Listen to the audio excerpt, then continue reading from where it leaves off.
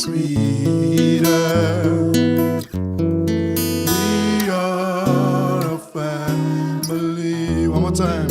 Say we are a family. We are a family. I need you, you need me. I need you need me. So let's love deeper. So let's love.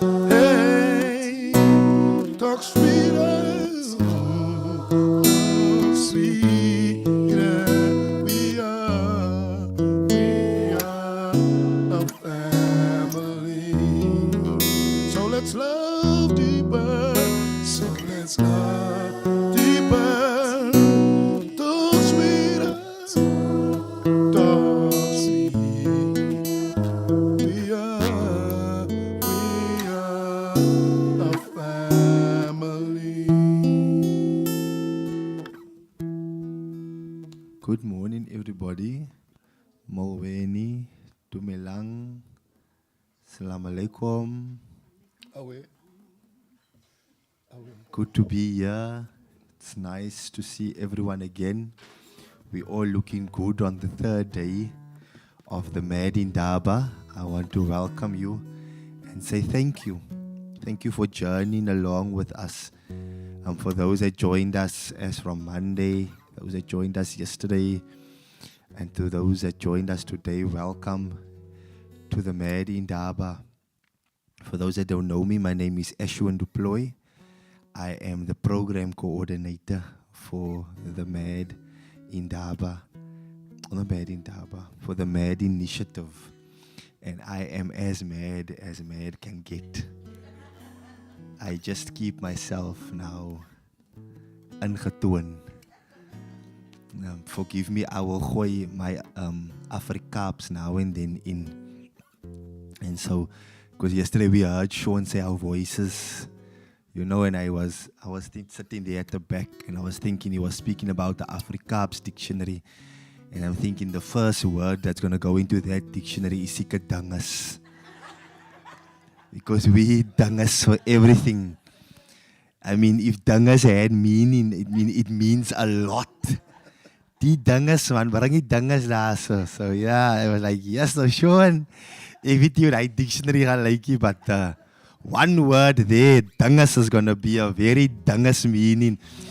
But I want to say welcome, ladies and gentlemen. I just want to do the health and safety protocol again with us, so that you know that you are safe, you are okay.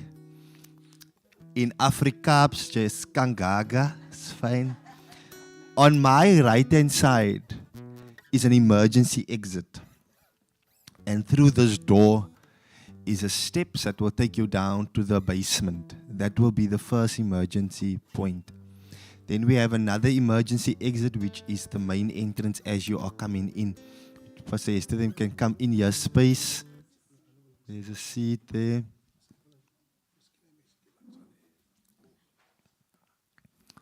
There's space there. Welcome. And so there's an exit point out there and an exit point here through. 50% of the room will move out this way. 50% of the room will move out that way. I will be the last person to leave the room in case of an emergency. What will happen is that from where Uncle Davy is sitting, right across, that section will move out this way. The other section will move out that way. So like I said, I'll be the last person out. But even if I'm the first person, you just follow. I can't make any promises. But you're so fine. Don't worry, I'll be the last one out. We ask also that you just put your phones on either silent or vibrate. Also be very cautious, please. We are recording. So the live is there on YouTube. You can go and type in Safi, Mad Safi. It will come on the page. It's on the page. Which page? On the YouTube page. We checked yesterday. So you type Mad _Safi, pops up on the page.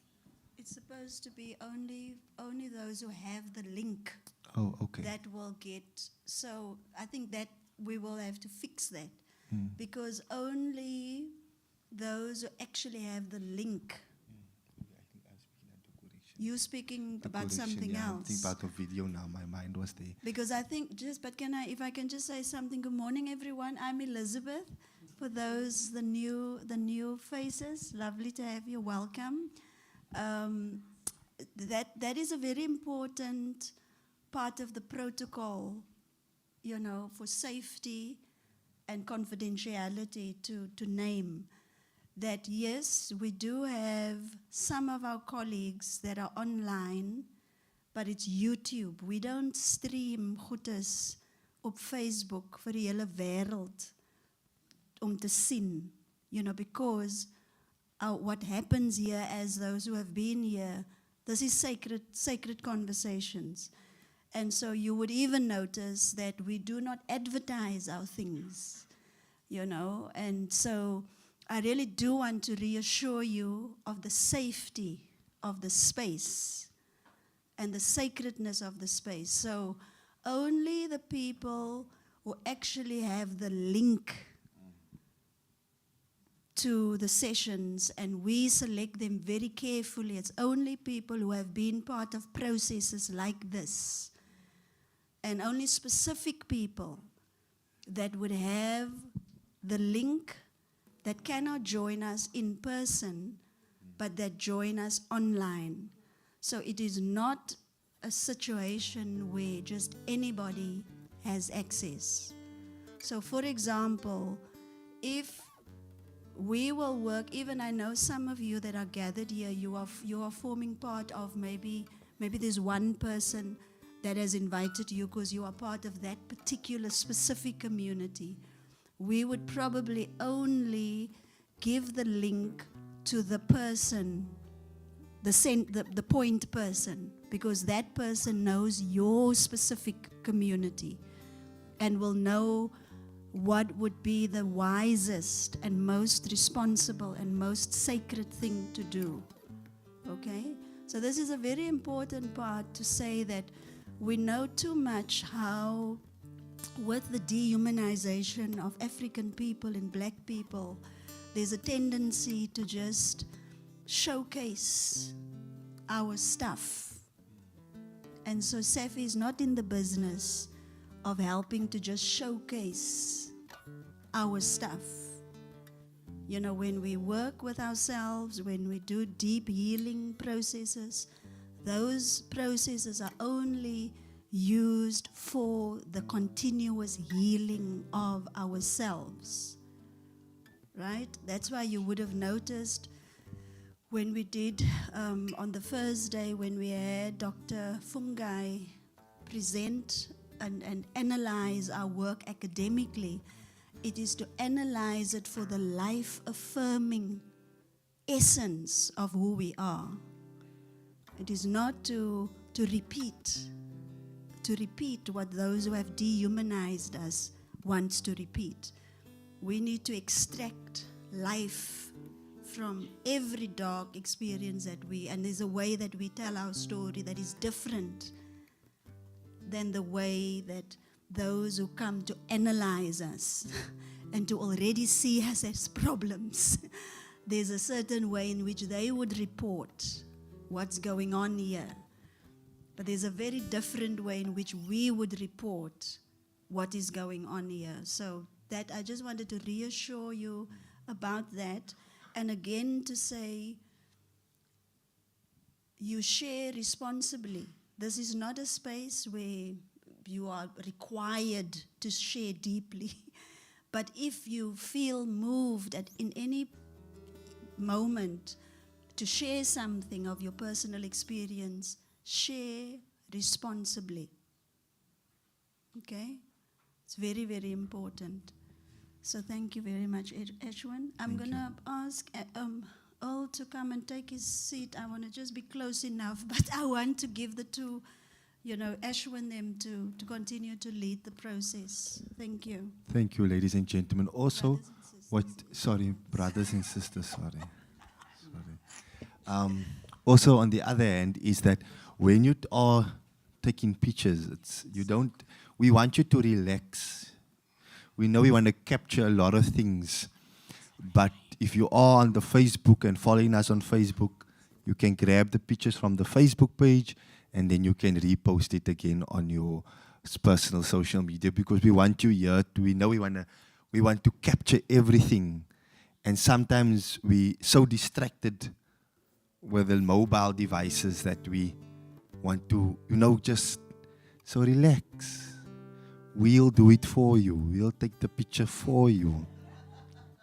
And then you must go see how nice some of you look there on the Facebook page. Everyone. Some of our faces are like of shock. When I look there, like, wat het hier gebeur? Wat het ons hier gesê? But other than that, some of us look very deep in thought. I was showing my wife last night, vra sy my, wat gaat hier aan, waar is jou mind? That's when I'm thinking. So yeah, ladies and gentlemen, we are as Safi. We love to celebrate. And we love to celebrate life. We love to celebrate meaning of life. And so today is a very special day for me. Today marks exactly a year ago that I walked into Safi. And I was part of the panel that sat here in front. Not here, but at the Ezekiel Museum. And I shared my story. And then when I checked yesterday, I actually got reminded that the exact outfit I had on yesterday, I had it a year ago on today. Dink ek, maar my gits, jy kyk nogal mooi agter jou klere, Eshoon. You look nice after your clothes. And I grew up with my granny, man. So granny taught you how to really look after your things. And so today is it's a birthday for me a year ago when I came in as a visitor. But now I am a staff member of Safi. And then we also have another reason to celebrate. We have a birthday in the room. And so it's Anastasia November's birthday. And we want to celebrate her this morning. And we're going to sing happy birthday for her. We're going to sing happy birthday. So we have on the way, Edward will guide us in to go in the happy birthday. We have our own version of happy birthday. A happy birthday to you, dear Stacia. A happy birthday to you, dear Stacia. May the good Lord bless you and keep you for so many years to go. A happy birthday to you, dear Stacia. A happy birthday to you, dear Stacia. May the good Lord bless you and keep you for so many years to go. Thank you. Happy birthday to you. Happy birthday to you. Anastasia, can you stand as we celebrate you? Yeah. Happy birthday to you. God bless you today. God bless you always. God bless you and keep you. Happy birthday to you. Thank you. We will later share her banking details and then you can bless her. Wonderlijk. And then we will. I'm not making any promises, ek sê maar net. But thank you very much, everyone. And so we celebrate life. We celebrate the meaning of life. And we celebrate the gift of life in our midst. And so we want to say also again, welcome to our guests that are joining us via the YouTube link. Wherever you are, those in Johannesburg, we know there are some that is also joining us from other parts of Cape Town. Welcome. We want to say a very, very, very big welcome to you. Can I have my co-facilitator back with me, Dr. Elizabeth? Thank you. Thank you. Of course, my mic so sag, Roderick. Mr. Earl, Erasmus, thank you. Welcome, sir. It's good to have you here this morning. And it's good to be with everybody. To be in with us again. Ladies and gentlemen, I want to invite us to, before I really go into it, for those that were yesterday here and journeyed along yesterday with us, and as we walked the journey yesterday through from here to the castle, I want to invite you to share your meaning of it. But before we go to that, we just quickly want to do a round of introduction. You don't have to share now. Once we have done the introduction then I will do the rounding of the mic to each one, just to give a feedback for those that were yesterday here, and also your feeling when we were at the castle. But for now, name, surname, and where you are from. We will start here by Mr. October. I'm Ezra. I'm from Strandfontein. Môre almal. Old mentor from Ocean View. Morning, everybody. David Weber from Portland, Mitchell's Plain. Morning, I'm Neville from Mitchell's Plain. Morning, I'm Fungai from Zimbabwe.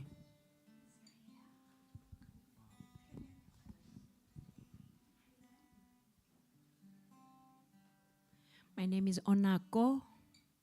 My surname is Gwenja. I'm from Philippi. My name is Lusanda Kwekela. That's my surname. I'm also from Philippi. Samantha Hillman van Atlantis. Samona Hillman van Atlantis. Elizabeth Johnson from Atlantis. Jesnay Krieger van Atlantis.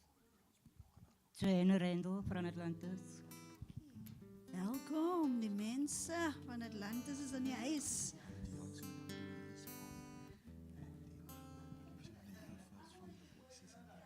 Roderick Ashton from Mitchell's Plain.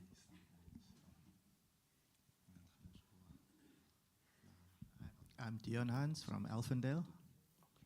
I'm Claire Hans from Elfendale. Sharon Boyson van Benoni. Môre almal, ek is Mariska Potma. Morning everybody, I'm Anastasia November. I'm Abby from Malmesbury.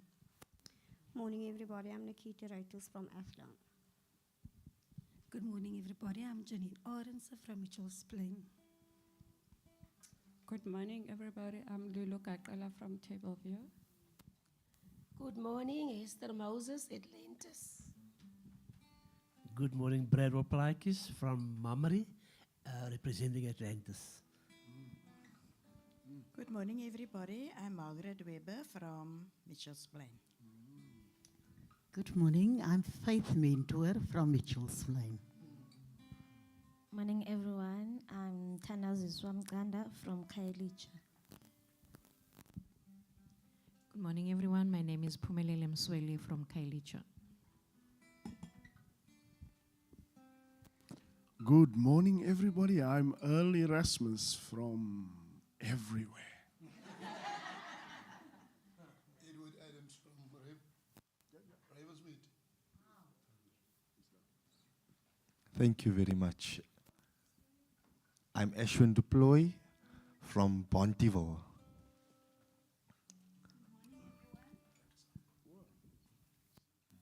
Good morning, everyone. Again, I'm Elizabeth, and I'm from Strandfontein. Thank you very much. So now we know who we are and where we are from. And so we are really blessed to have everyone representing from different areas. And we've all come into one room to journey alongside each other. I want to ask, just short, very short and sweet, just to give us a sense of yesterday, just to give a recap of how you took yesterday with what we spoke here, from here journeying to the castle at the Kamisa Museum, and how you basically have summarized your day yesterday with us. Is there anyone that would love to go first? Anastasia, was your hand up now to go first? Oh, okay. Is there anyone? It's so important because we have guests. They may not know what we're busy with. So the invitation is that you dig deep, take a moment, and travel in your mind, travel in your heart, in your body, from here to the castle. What did you see? What did you hear? What did you feel or sense? So anybody on the birthday. Good morning once again. So what I remember as a child from the castle, right? When we came, we were running around, you know, there was a time when the school came, we played soccer, whatsoever, but at that time, the history wasn't important to me. But what was very catchy for me yesterday is how the CEO and I can't remember his name, but the other guy, how they shared the stories is way different, more compassion to what the previous guy at the church said it or expressed it. So that was very catchy for me yesterday about visiting there and revisiting the stories about the sand and everything else, and also the history of the castle. So that for me was catching. To me, when I remember going as a child to the castle, the emphasis was more on Jan van Riebeeck. That was what it was about. And yesterday we got a totally different version of what we knew as children. And the first thing that caught my eye was the big iron gates when you come in. And then when I walked through, I saw the torture room.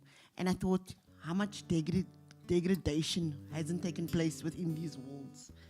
And a lot of it was swept under the rug when we were kids. And yesterday it became more clear what was actually going on within those walls. And we're glad that we got the opportunity to see what was actually going on. Thank you. Goeiemôre almal, my Engels is 'n bietjie baie droog, so laat ek maar hou op Afrikaans. Ek dink wat ek gister gesien het, ek het die kasteel gesien. Ek het geluister wat hier uitgaan. Maar die meer belangrikste is, ek dink ek is eintlik 'n dogter van 'n apostel. Die meerderheid van my jare was ek bekeer gewees, maar ek het die pad byster geraak. En vir my was dit gewees dat ons word teruggevat waarvandaan af ons kom. Dieselfde is soos ons is moslim, ons is Christens, som met groot geraak in die masjid, som met groot geraak in die kerk. Maar daar kom 'n tyd in jou lewe waar jy jou eerste liefde vergiet het, jy het verloor. Jy het jou geestelikheid verloor. Jy het nie meer die vrese van die Here op jou nie, maar jy vrees die mens meestal.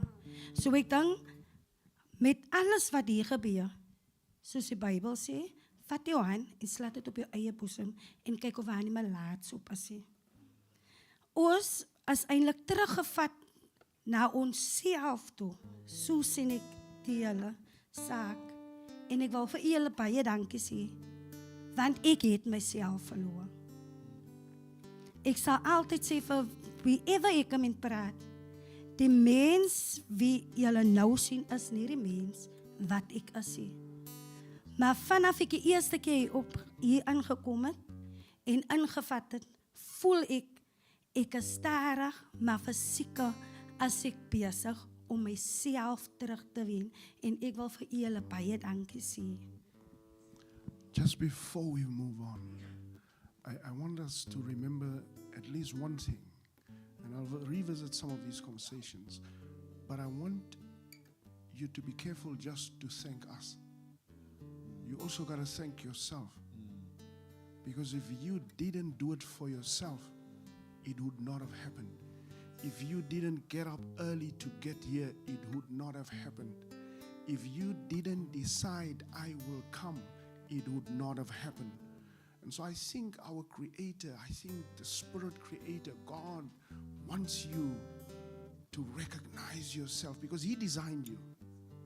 God designed you. And so the expectation for God is for you to say, baby girl, I've got something back. My dogter, jy het iets teruggekry wat ek weet jy dra die hele tyd. And so, can you do this? Say thank you to yourself. Appreciate yourself. And love yourself. Okay. There's no greater love than God's love, but God's love is in you. And it's that love that you consistently need to drink from. Drink from. Thank you. Thank you. I love the idea that the narrative shifted. There was a shift from Jan van Riebeeck to other things. Jan van Riebeeck was a gangster. You may not know that because somebody taught you he was a great guy. He was a thief. He was a robber.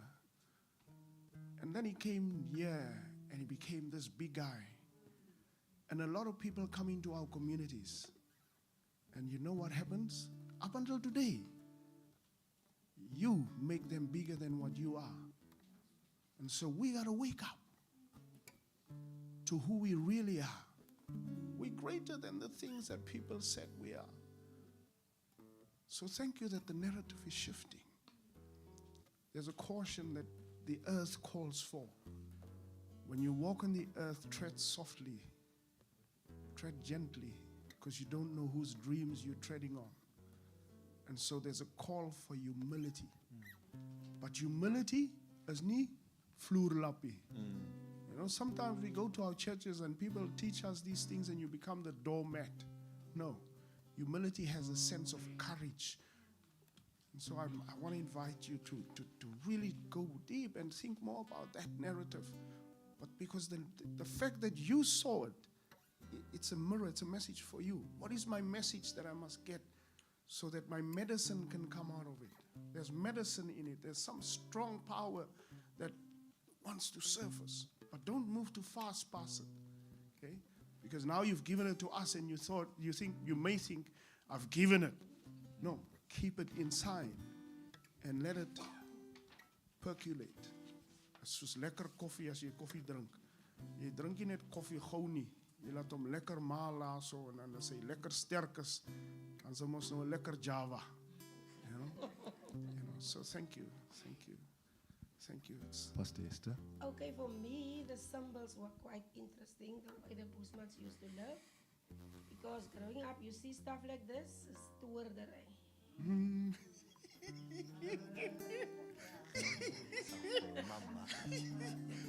Ja, toerdery, ons meng nie met sulke Bestraf hom! Yes. But the water that represents the cleansing. Pastor Esther. Sorry, we just. Sorry. The water that represents the cleansing, the stone, and all those things, and the puhu and that thing, the medicine. I come to know, like Elizabeth always says, the people in Africa that used to live here, they knew God. But we know that Jan van Riebeeck and all those people, they came to bring the Bible and the gospel, as if these people never knew God. What you were talking about, the reason why the Boesmans het so vinnige hartklop van hoe dat hulle asemhaling beheer en almal die goed. It's just amazing seeing the scriptures in all of this. Because Jesus also had a genealogy. He came from somewhere. 40 generations. Yes. So these were very significant to me because it's using all the symbols that the Bible are using. The outer court, the inner court, the cleansing, and all those things. So yes, that was very significant. And then the castle. Why all the oorlogsgoed beklei en daar's eintlik niks mooi daarin nie. The oppression and all those things. That's bad. The people with the big guns and oh my goodness. Vir mense wie se land dit was. Julle kom beklei en julle rooi hulle uit en julle vat die land. It's bad. I wasn't there. I wasn't there yesterday. Anyone from this side? Thank you. The first thing, the word is still in Earl mentioned is, wat het jy gesê, die Engels? Which one? Die Engelse woord jy gebruik het nou. Wake up. Oh, wake up. When Earl put down those things, toe skrik ek wakker. Want as jy 'n pieke is, het leeu geleer. Wat gaan hier? Wat is die wat Earl hier sit? So ek het gou wakker geskrik. I think when he started talking, I realized, okay, growing up in a Christian home, these are things that actually matters. For you to enter into from one place to the next is like your level up in your Christian life. You got to go through things, and he mentioned the significance of water, and then he shared a little bit more about what water is and how powerful water is, how water is a form of cleansing. And then I realized something else, that when Jesus died, he died, and I think for us it's like about how people would kill you off as being a Christian. You know, when you're at school, I was in the police, I'm retired now, and you don't really dare to speak easily about it. But you got to speak about it. Because if you know what your identity is, then you, in Christ, then you will speak about it. And that was part of my confirmation also, why I stayed there for 36 years. Because I had this conviction, I had to tell someone about it.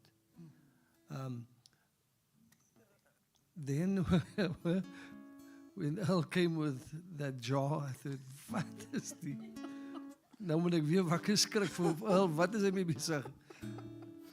Want nou praat hy diep dinge. But then it's like when you see things, you immediately have your own observation and you make your own assumptions. Yeah.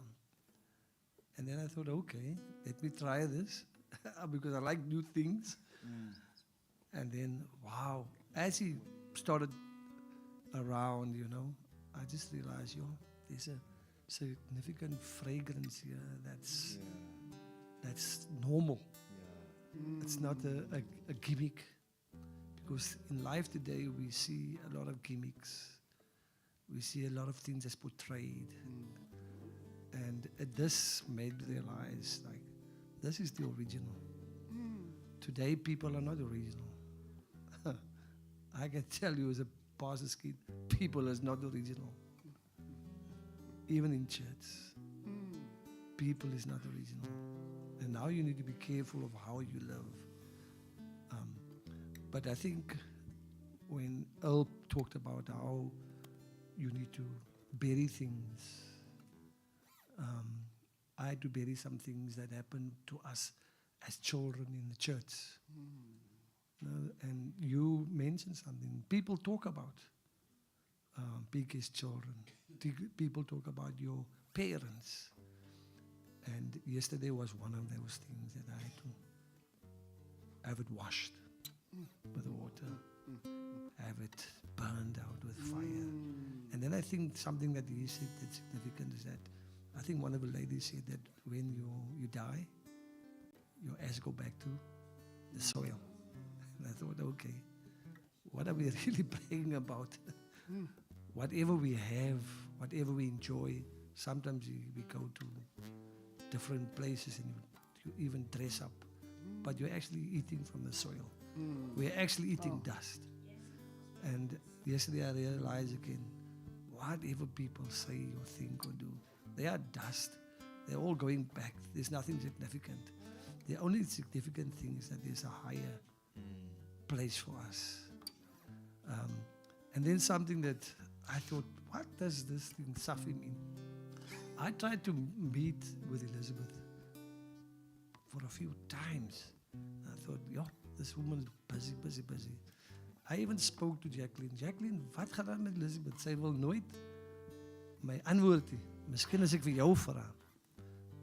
And then it was 2 years ago, I sent her something after Jackie spoken to her.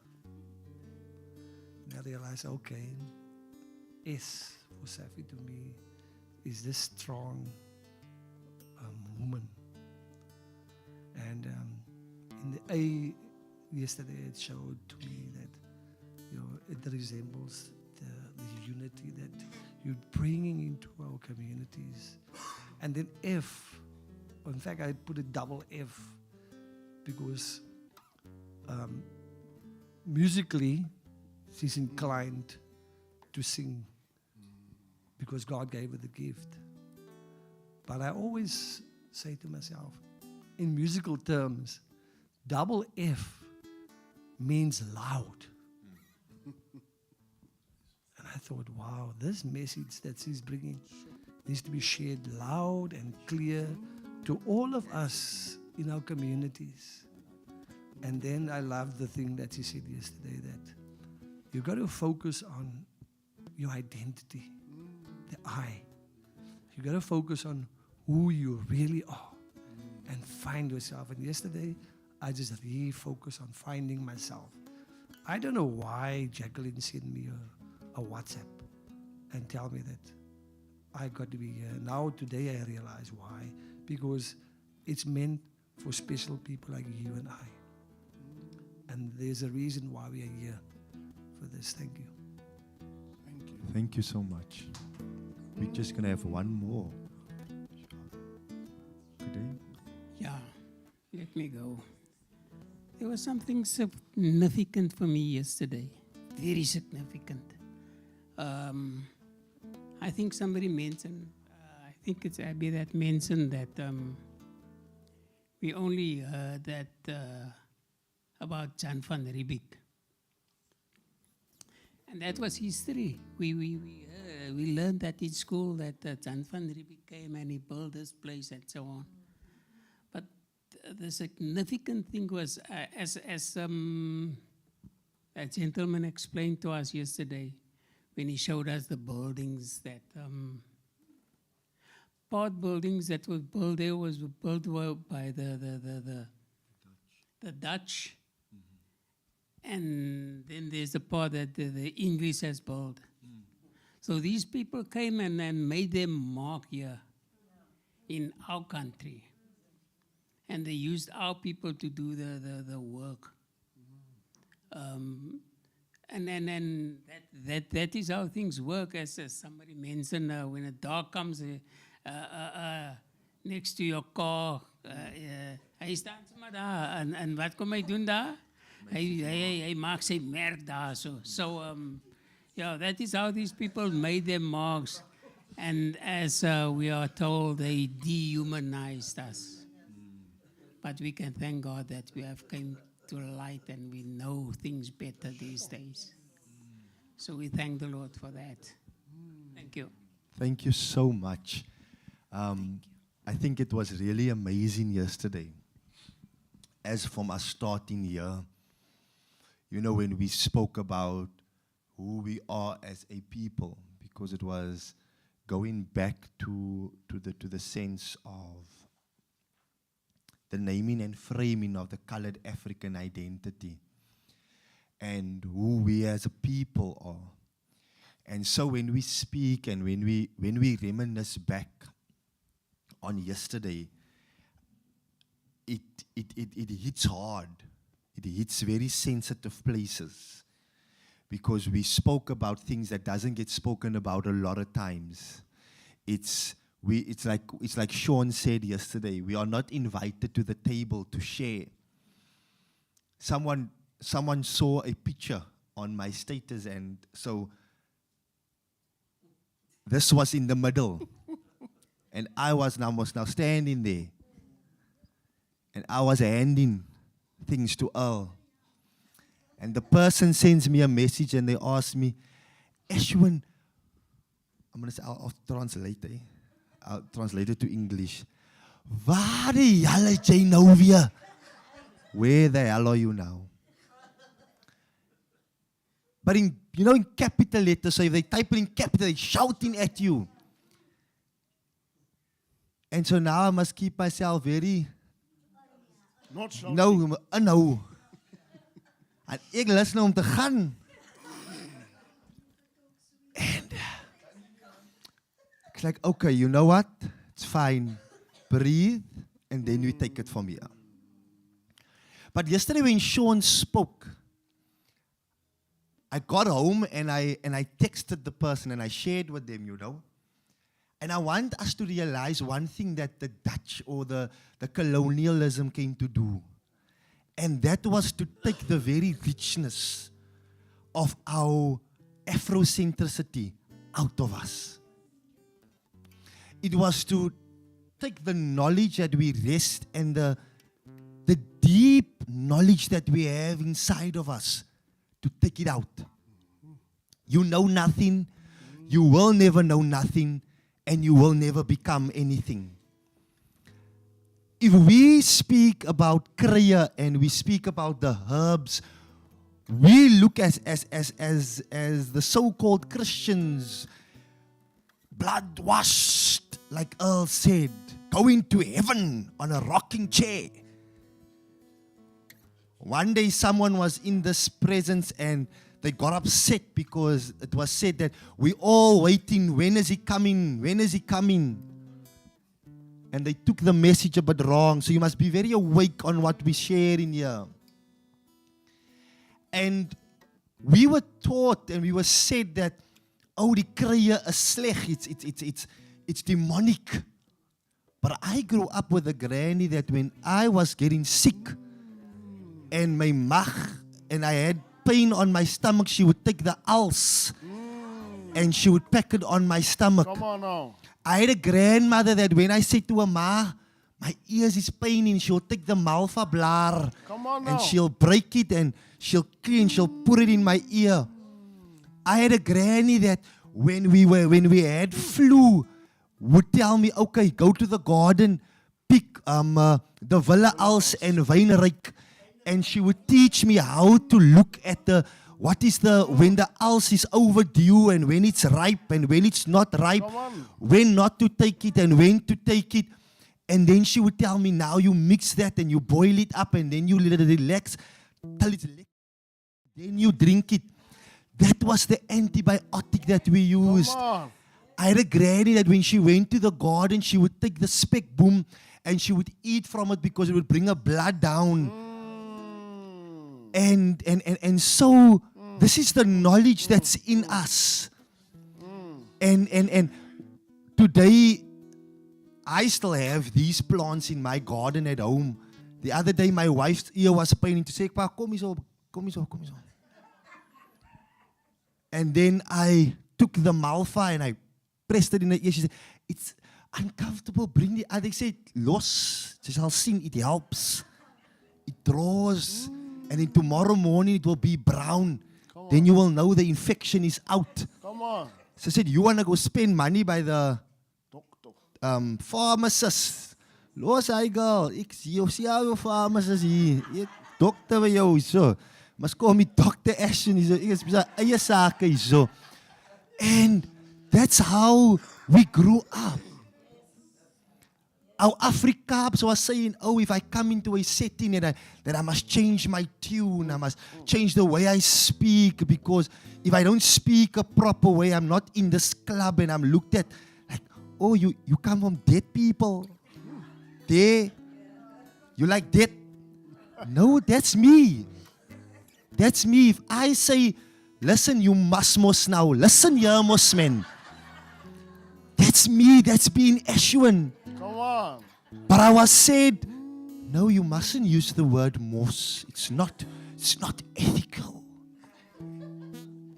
But yesterday I sat here in the room and I reclaimed me.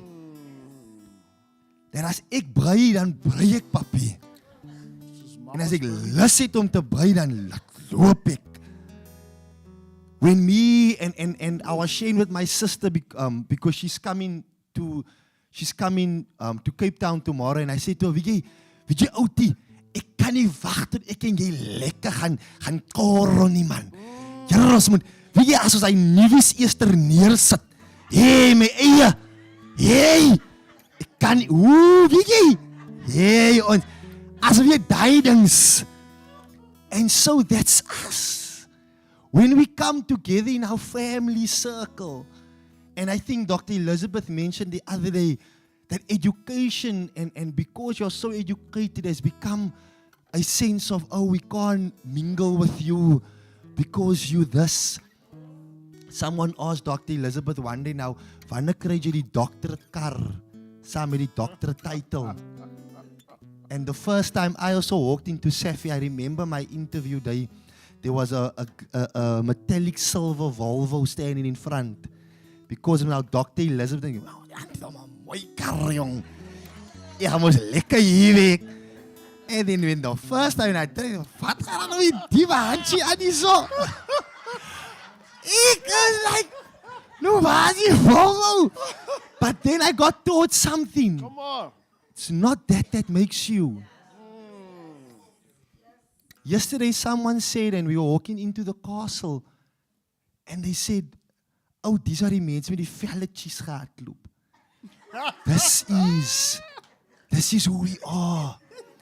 We are so scared to be classified.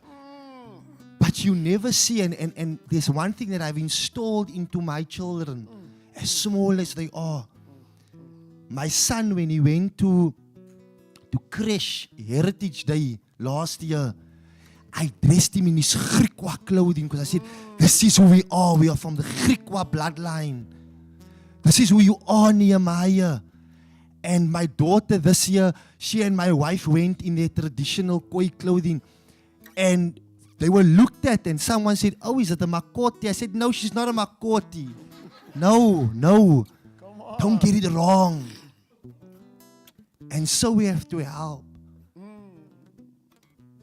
Yesterday, going to the castle, I don't know for others, but this was me. I don't know how you might have felt. But going there yesterday, stepping into that place, I think I shared it when we were here. I don't know how many did it. But before I stepped into that big, brown, ugly-looking gates, I took a moment to breathe and greet my ancestors. Because that place carries very specific meaning for me. My granny used to work there as an assistant chef in the kitchen to the soldiers. And that's where she was, she wasn't trained, no. She had talent to cook. A woman could cook. And that's why I still love the kitchen today. And for some that know, or you grew up with your granny, there's a certain way you clean that chicken. that my granny taught me. And so I don't trust anyone with a stukkie hoender, jong. Ek maak hy hoender self skoon. And I stayed there and I said, yo ma, this was your space. This is the place that paid the salary that you raised us as a family with. And then I went deeper than that and I reminisced on my forefathers that built this place. And I stood there and I looked at Horikwaga, which is the Khoi name for Table Mountain. And I stood and I said, yo. And on the other side, I don't know who felt this yesterday when you left there, but I felt irritated. Everything irritated me. I was sitting in a taxi and this one, he said, "Yarr, ek wek op my nerves." Shh, dis. Yarr. But the sense of irritation, you know, at anger. And I realized this is not my anger. This is the anger of my forefathers, that truth is still not being said. I admire the museums. I admire everything, but let the truth be said. Let the let the names be named of those that helped and labored to build that walls that the Dutch architect brought. Because they didn't build that, no. They gave instructions on how to build it. So it's not them. It's my forefathers' hands, sweat and blood in the degrees of 34 and 40 degrees in Cape Town. There wasn't aircon, there wasn't shade. They were whipped, they were beaten. Hulle vel was van hulle gefriet afgetrek. To do what they have to do. And so this anger built inside of me. But when I stood, I had to realize and say, I'm here to address the injustice that's being done. And I don't know, that's why yesterday I asked the young man in the room, I said, what was this room used for before it became the museum? And when I left there yesterday, I told him, there's one thing I want to encourage you. Don't ever again say, I don't know. Because it's your responsibility as a First Nation to know what the space was used for. Kritoa's name was used very differently compared to how it was used at the Grote Kerk. Her identity was given with dignity. We heard and we found out that the thing that is a fashion statement in our communities of the front teeth, we were at the very spot where the distortion of it happened, where the injustice of it was happened, where because they couldn't use the click and saying Rites and Rites ripped away from them. So I want us to know that those that stepped out of there yesterday, that when you go to these heritage sites, take pride, take a moment to breathe. The colonialists, ek wil sê, ja, speel aan het ek voel TV. And so these things that Pastor Hester said, it was said to us, is stoorgoedjies. Some of us are taught and said, oh, you mustn't go to the graveyard because it's demon. Mustn't live with the dead. I take my family, I take my son, I take my daughter. Some of my family, hulle struikel daar ook. Ja man. I also come visit your grave. Don't expect me to come visit your grave. You die. I told the one that complains a lot about us going to the grave, said, don't expect us to come visit yours. I won't even follow your funeral to the grave. I'll meet you by the house, greet you, and there I go. En jou diens gaan lank is onnodig. And so We are taught about things. And so today, while we're going to speak about intragenerational wisdom and rites of passage, I take my son, I take my daughter. They 4 and they 5 and 4. I take them that when we go to Klip Road Cemetery, I tell them this is where Dera and Ma is laying. And not just Dera and Ma is here, but this is your generation that you were born from. And when they look at that tombstone, he asks me, now Dada, who that? And I'll tell him every time over and over and over again. I'll tell him, when you come here, you realize this is the very bones and the very forerunners of our family that labored for us, that stood the test of time so that me and you can be born from it. Because they could have made a decision to abort my grandfather, but they did not. When we go to Sunset Beach in Blauberg, I tell him, this is the place where your great-grandmother from your daddy's, from pa's side, this is where her remains was scattered. This is where her ashes was scattered. When we go to Klippertjies Bay, what's this? Kalkbay, I tell him this is where your great-grandfather's ashes was scattered. So that they know whenever they go to certain places, there's meaning of our generation. Our forefathers knew how to respect those that has gone before. If you ask any other person, a European person, what's your history? They can tell you, that's my great-great-great-great-granny. But go and ask our young people outside, who's your great-great-granny? I don't know, don't care.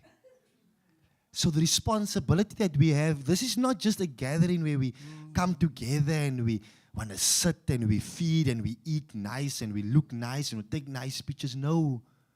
A sacred conversation leaves us with a sacred responsibility when we leave here. Ek voel, okay, ek maak klaar, ek is klaar. Dis lekker om so benat te word met watervolle woorde. It is nice to be blessed with good water. Rain from heaven. Rain from heaven. It's drizzling softly. When I came in, there's a soft drizzle. And I just said thank you to the Great Spirit Creator and to our ancestors. Because one of the things the other day, Dion spoke about some of the history and how we used to understand the depth of what is written on the inside of caves. Now, those are not caves, those are sacred spaces. Someone decided they will call it caves. For those of you who know biblical texts are holy texts, right? Now, these texts were written thousands and thousands of years before you've ever seen the Bible. And if you learn to read the symbols that Dion is interpreting and showing us, if you learn to understand those symbols, some of us were taught dreams have meaning. And in your dreams, different animals come to visit you. And most of the times they told you, when things come to visit you, like, what are those things that come and visit you in your dreams? Any animal that you can think of. A dog. Now, I know in our culture, dog is a very important animal. But for some people, a dog might just be a thing. So somebody might say, when a dog comes to in your dream, it's a bad omen. Thank you. What else? What other animals come into your mind? Lion. Now let me test. When a lion comes into your mind, who is this? Yeah, you see, the first thing we get is the Lion of Judah. But you forgot that in this very place, we gaib.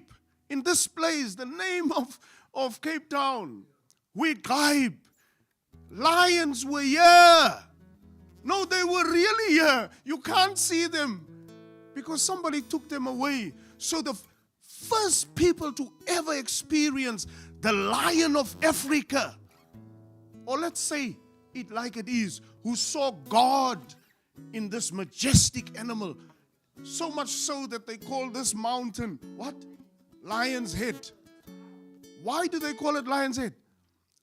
Because too many lions were here. And you know what?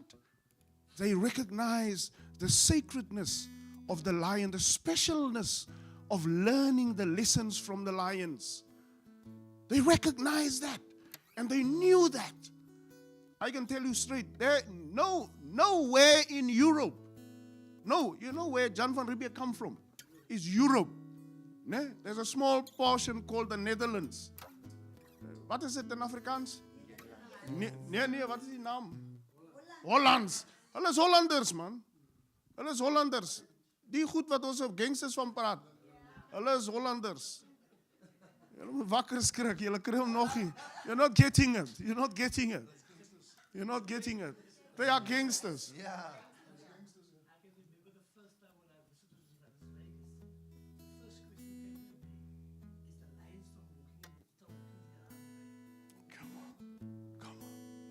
And so, when these beautiful animals visit you in your dreams, and again, if you understand rites of passage, and if you are taught properly, I'm so glad that my brother has opened something very important. He came for the first time. It's the first time that I hear him step into his Griqua heritage. He's been hiding behind his pastoral veil. You know, the pastoral veil covers most of us. We are scared. We are scared. But it was Jesus actually said, tear open the veil so that everybody can see what is there. The mombaki, the masks that we carry. We carry masks, many masks. Many masks. And so these animals are powerful animals. They tell stories. Very, very important stories that we should never neglect. Because every one of them has meaning. Here I get my train of thought verloor. I wanted to say something. What was she closing off with? So I wanted to say Dion was bringing all these images into your mind. One of the ways, and I know it's your turn, one of the ways that the light, the wind, one of the ways that the winds speak is when animals come to visit you, when birds come to your house. They come and they whistle and they tell you stories, but you've missed the meaning. You can't hear that anymore. The closeness that we had with nature, we lost that. When the dog barks outside at night, what do you think? What's the first thing that comes to you? Burglar. But in the olden days, when a dog barked outside, my sister, can you remember? When a dog barked outside, what was the dog telling you? 12 o'clock at night.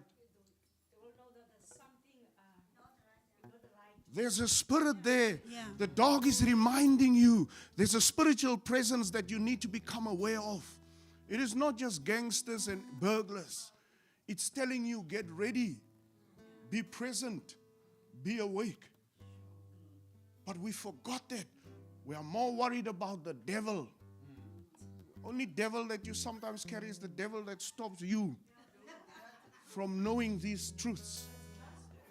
And so, as he's telling the story, he's reminding you that the wind brings messages to you. That when you know to hear the wind, you will understand the deep things. And so I want to say this at this stage. My prayer, Elizabeth, is that for this group, we need to have a Rites of Passage 4-day experience in nature. In nature. We'll do it 12 at a time, 15 for the most. We cannot be many. It's difficult to work with many. But we go out into the wilderness and we spend 4 days and we do things there so that you can encounter your God in a very different way from what you encounter God here in the city, where you experience this reality in a much greater way. And so the invitation for you is there, and I trust that Elizabeth will open that door. The part that I will talk about later on is the earth, because everything that you just spoke about was the earth. The earth is the next major transition that you move into. So later on we'll talk about that. Is Dion still coming to the front? Yeah. So we'd really want Dion to come and share a little bit. But just before Dion does that, is there anybody that needs to say something? I love you, brother, man. You just opened. Speak. We must speak. Don't be afraid to speak. Can I put the mic on the floor here if anybody feels? I just want to say I was a little bit late this morning. So I don't know when you started, I wasn't here. But I just said what I love is about yourself. Because many a times you invest in others, you do for others, but you forget about yourself. And for a while now I've been thinking, I don't want to cry. I was quiet and I said, Lord, I must find myself. Because I'm busy with a lot of things and a lot of people. And there's something inside of me that is like empty or hunger. There's something that must be filled. And I said to my sister when we came in the car, I said, I'll speak to you, Sister Faith, but I need to let go of some things. That's what I said to her.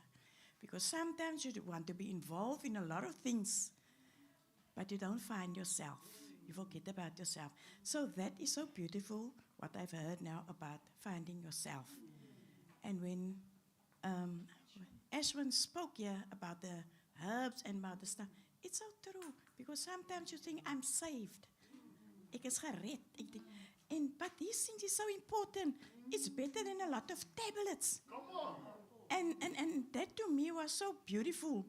Because it is like you said, herbs, when you were sick, younger, and I still believe in herbs. Because ek het so 'n alsboom wat geplant het daar in my yard, because I need it. Because I know that's very healthy and very good for the body or whatever. So that is actually the things I've learned here and what I really do appreciate. Because in church it's different. Really, it's different in church. You don't learn about these things. And that's why I love what you said. I serve the Lord, yes, I believe in the Holy Spirit, but there's deeper things. The natural things and these things that you spoke about, that is very important too. So thank you for that. As ek 'n sanger was, dan so gesê, there's something inside so strong. Here help ons. There's something so strong in every one of us. In every one of us. And so as we wait for Dion to, he's behind me. I just want to say last thing. We didn't have time to talk about this yesterday. But it's so important to understand time, timelines and time. And so the indigenous people were here. The Horanai Kona, Horanai Kwa, Kam, Kwena, you name it. Griquas came afterwards. Griquas, how does Griquas come into being? Do you know? Adam Kok was a chef, by the way. It was so funny. Or part of the story is that Adam Kok was a chef, and then his grandmother is a chef. Adam Kok was a chef to the colonial people. His grandma is a chef in the castle, and so forth and so forth. But he was also a slave. He was a slave. He was in bondage. He was in bondage. Can you imagine that? And he married who? He married a Khoi woman. He married a Khoi woman. He married a Khoi woman. Very important to remember that. So this young man sitting here today, he was born out of a very, very deep relationship. It's hard to love a slave. Do you know that? It's hard to love somebody who everything about him was changed.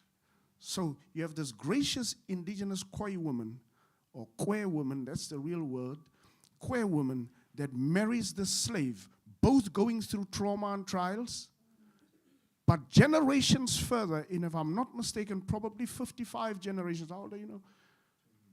29. 55 generations later, you see this young man manifesting and speaking a word of truth to us.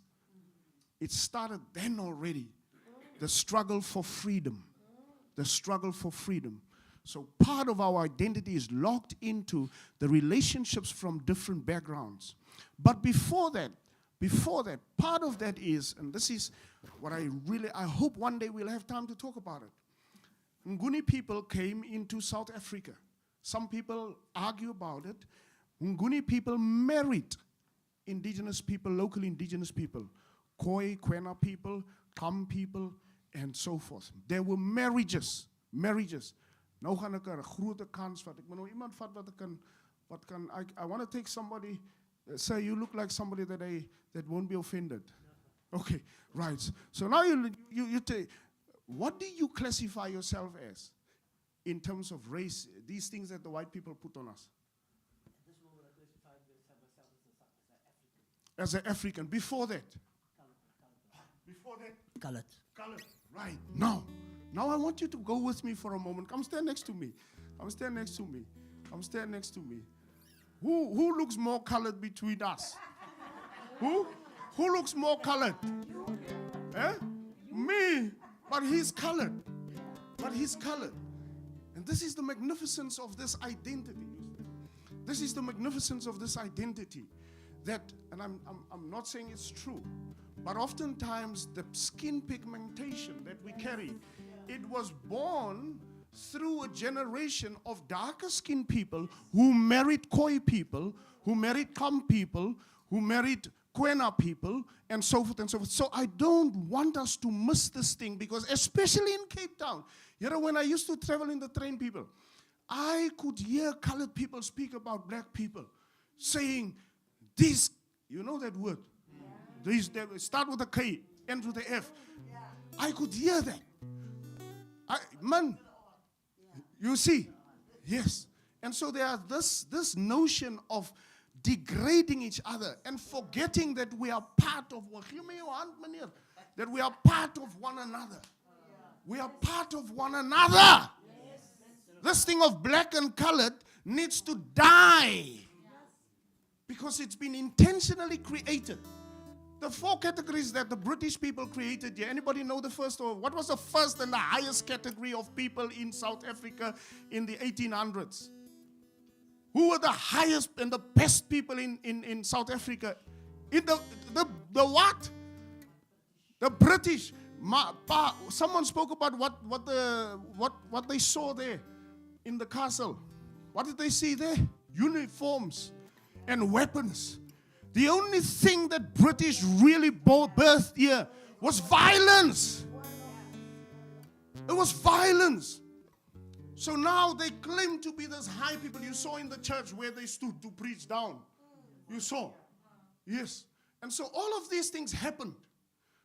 British. Then who was the second group? Who are the best? Next, together, they were standing together. I call them Cain and Abel. The British and the Dutch. Hollanders here, Hollanders, 28. Gangsters. They violated our lives. They destroyed us. And now we think more of them than us, ourselves. But they stood next to each other. If you read Ruben Richards' books and other people's books, they will tell you that they sold South Africa to each other. And you know what? They also killed each other. The first gang war that you see, really gang war that you see here in South Africa, happens in Blauberg Beach. Do you know who fight each other? Do you know who? The white people. The British and the Dutch. En toe hulle hulle dinge nie daar kon regkry, toe gaan beklei hulle daaronder hier in False Bay. Do you know why anybody knows a place called Military Road? Do you know why it's called Military Road? Do you know why it's called Military Road? Because the Dutch and the British had the military arsenal set up there, wanting to kill each other. Do you know why the place is called Retreat? Because that is where they retreated. Away from each other, moving backwards, and the other one going back to the castle, realizing that we are killing each other very violently. And if this continues the way it's going now, then some of us will not be left over. The violence that you see and the identity that has been crafted into the minds of our young men and women on the Cape Flats It comes from this belief that these people started crafting that you are black, you are white. Here is nogal of it, man. You are white, me are colored, me are colored. Me are colored. They crafted this so deeply into your minds. But they forget. Now you guys can move away. Thank you. But they forgot there's a generation, 50 generations down the line that's going to wake up. They forgot that this day will be there, that we're going to wake up. Everybody who's setting black and colored up against each other, they forgot there's going to be a day like this where we remember that there was a Gun. Do you know the Gun Kwebes? Yes. The Gunukwebes, Eastern Cape tribe. It's a Bushman tribe. It's a mixed tribe, Bushman and Nguni tribe. We are family, man. But these things, they created in us this image that we should dislike each other. Coloreds always sit with coloreds. Blacks always sit with blacks. And we never cross those barriers. These 4 categories, British, Dutch. Who comes after the Dutch? British is English. Portuguese, and so forth and so forth. But then we had Indians, and after that, we had the slaves and the Khoi. The first people became the last people. Why? Because somebody decided, we put a sticker on your head. Colored. And from this day onwards, what shall he be? I baptize you colored. Behind colored, there's a host of other names. Hotnot, Kafirchi. And so all of these stereotypes, no, leave it there. Keep it. All of these stereotypes, we need to tear off. We need to tear it off. So that you can really make sense of why you must go to the concert that a guy like Edward sets up. Why you must make an effort to go to it. Because the message that he brings to you is a message of liberation through music. So that you can really understand why you should buy the artwork of Dion. Before you go spend all your money on all these things. And by the way, every time you eat Kentucky, you're killing yourself. One of the most unhealthy, it's the second unhealthiest food in the world. So instead of eating that, drink bossie medicine.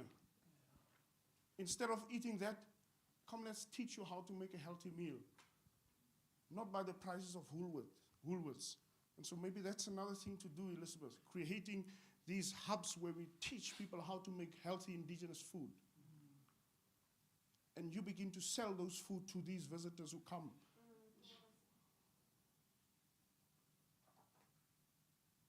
Clear this idea of identity that has been robbed and robed. And robed. I close with this.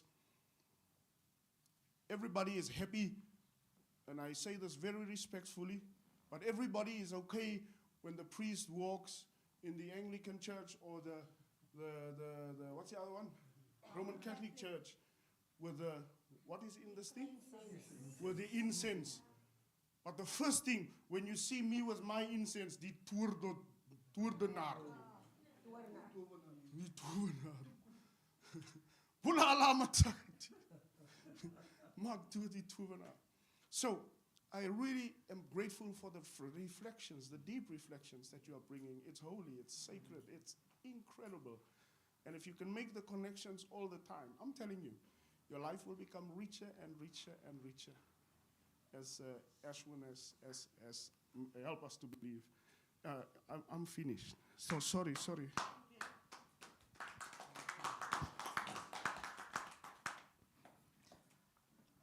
I'm going to invite you just to, for a minute or so, just become silent. Close your eyes. And I want you just to take deep in breaths. Just slow, deep in breaths and breathe out slowly. And just allow what Ashwin and Earl shared and what you heard so far, just allow that to settle in your heart. Just allow that information to come through, that truth to emerge. Give yourself space, give yourself room. Appreciate yourself. Allow the love of the Creator, the earth, God, your ancestors, my ancestors, to come through, because they are here with you, with us today.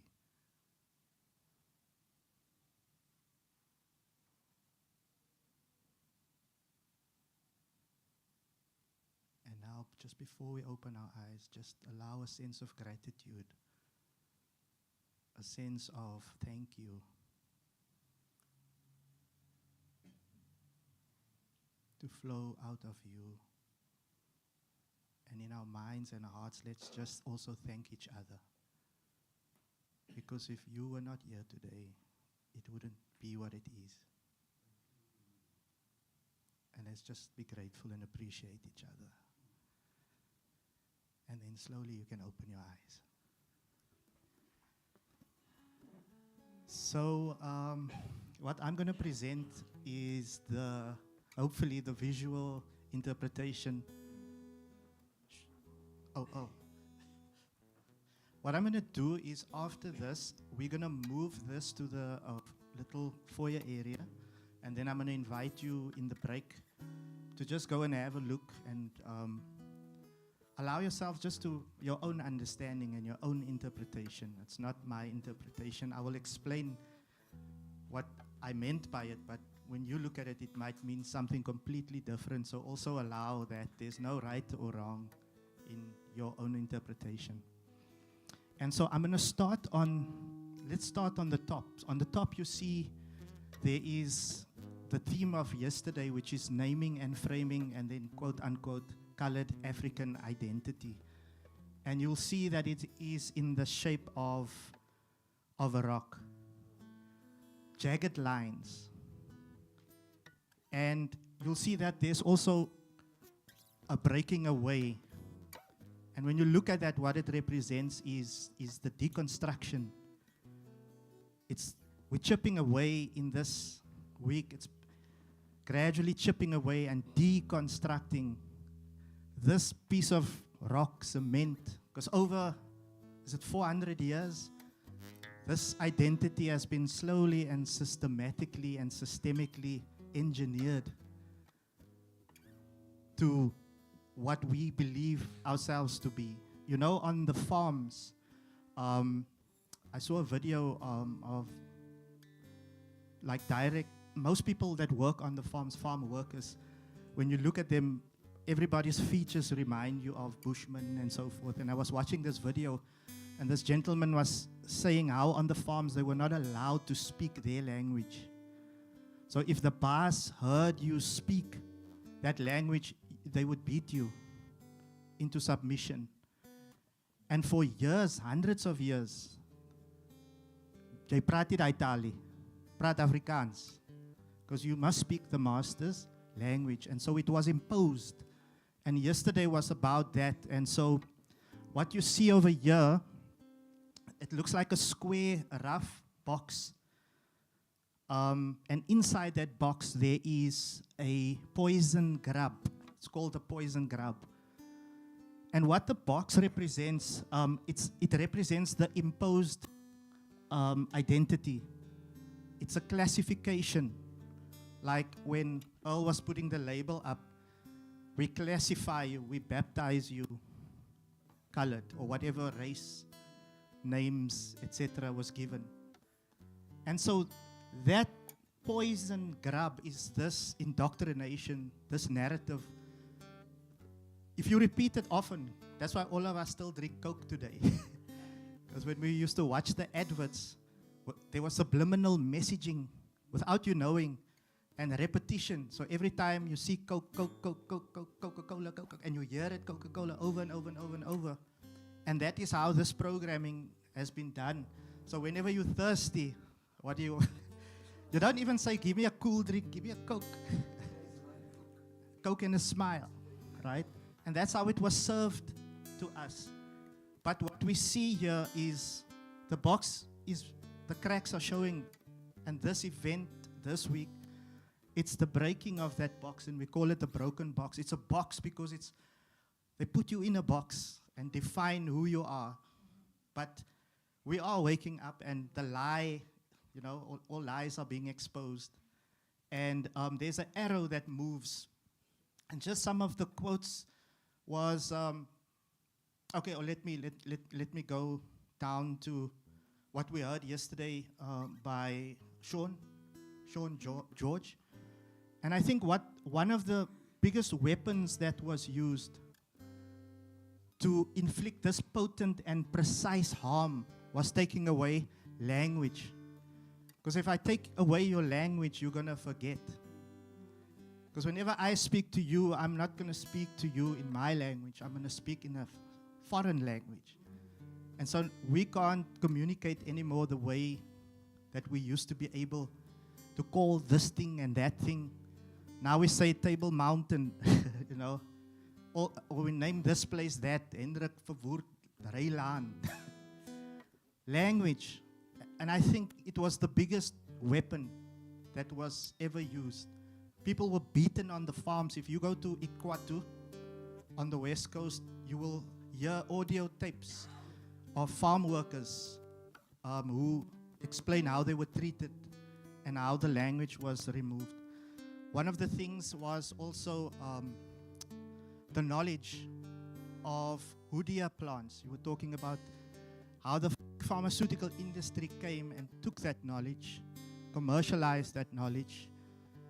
You know, the appetite suppressant, Hoodia plants. And they took the knowledge of our indigenous people and forefathers, and they commercialized it and claimed ownership to that. So now you have to go to the pharmacy. So all of those things, it was systemic and, you know, that type of deprivation. And that is what this represents. And yesterday, you know, the translation of the Psalms into Afrikaans. You know, people, you have heard that there is now this very real effort and project to reclaim language back. And why is it language? What is language? Think about, I'm not going to tell you. I'm also figuring it. But why is it the language so important? Why is it so important to say Awe Masakan and not feel embarrassed? Imagine you in a corporate meeting and they ask you to say something and you stand up and the CEO is there and Awe Masakan is today, I mean, you're a gangster, yes. And you'll see here's a mouth here at the bottom, and on the lips it's written, seen as a gangster. Language. That's what happened on the farms. When they speak their Khoi language, I don't know all the languages, and that's why those languages, people are desperately trying to preserve those languages. But there was a effort. Why did they take so much effort to destroy language? And that is what they used to name and frame the colored African identity, which is a lie. Because behind that identity is truth. You know, if I may digress just a few seconds, there's the perception that these people, in the history books, they were described as barbaric, stupid, but they were actually very, very, very, very, very advanced.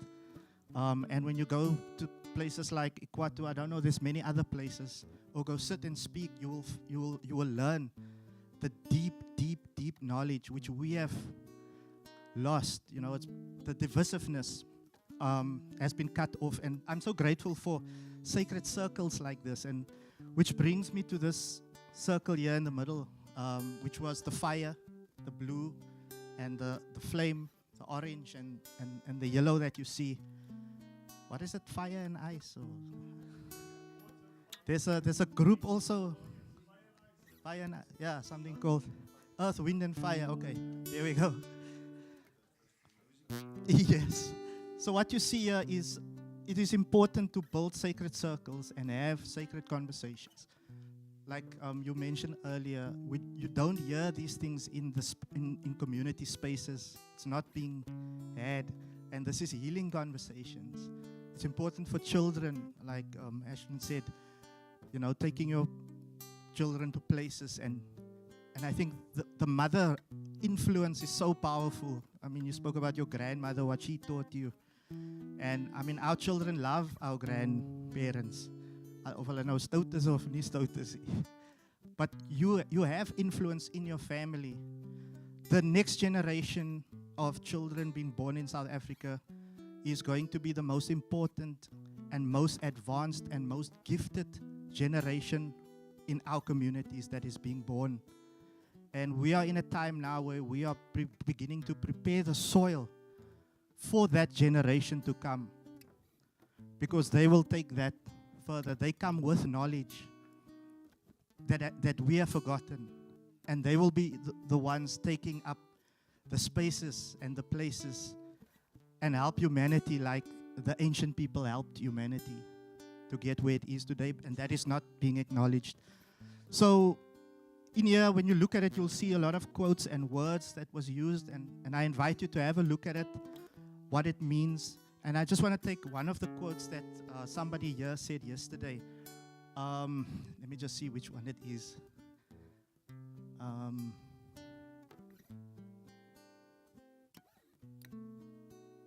Yes. I felt thankful and I wondered about who tells our stories. I think it was Malmesbury. I don't know if it was you. And she asked the question about who tells us, is it us or is it them? Who? And I invite you to think about who is us and who is them. Who is telling our stories to this generation?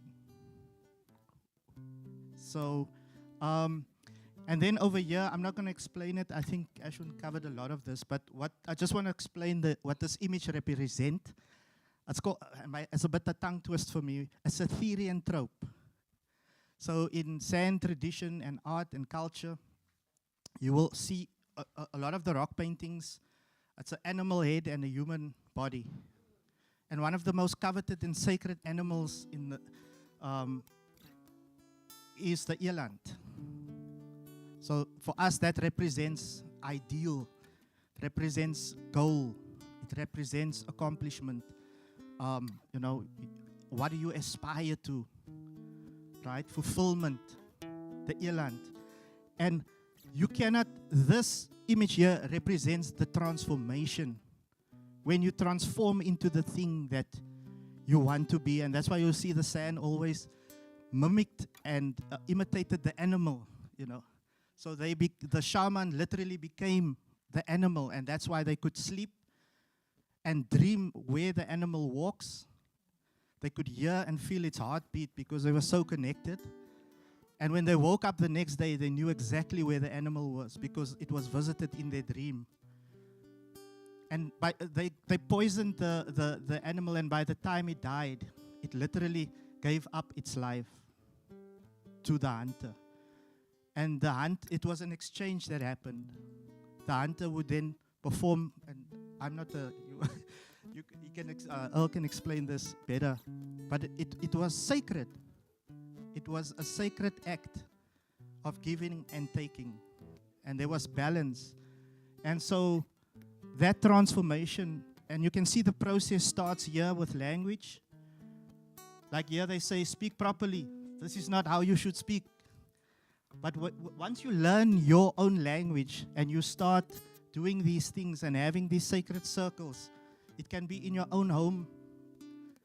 That is the only thing that will bring this transformation about that needs to happen. And I just want to end there with what this means, and just leave it up to your own interpretation. Thank you.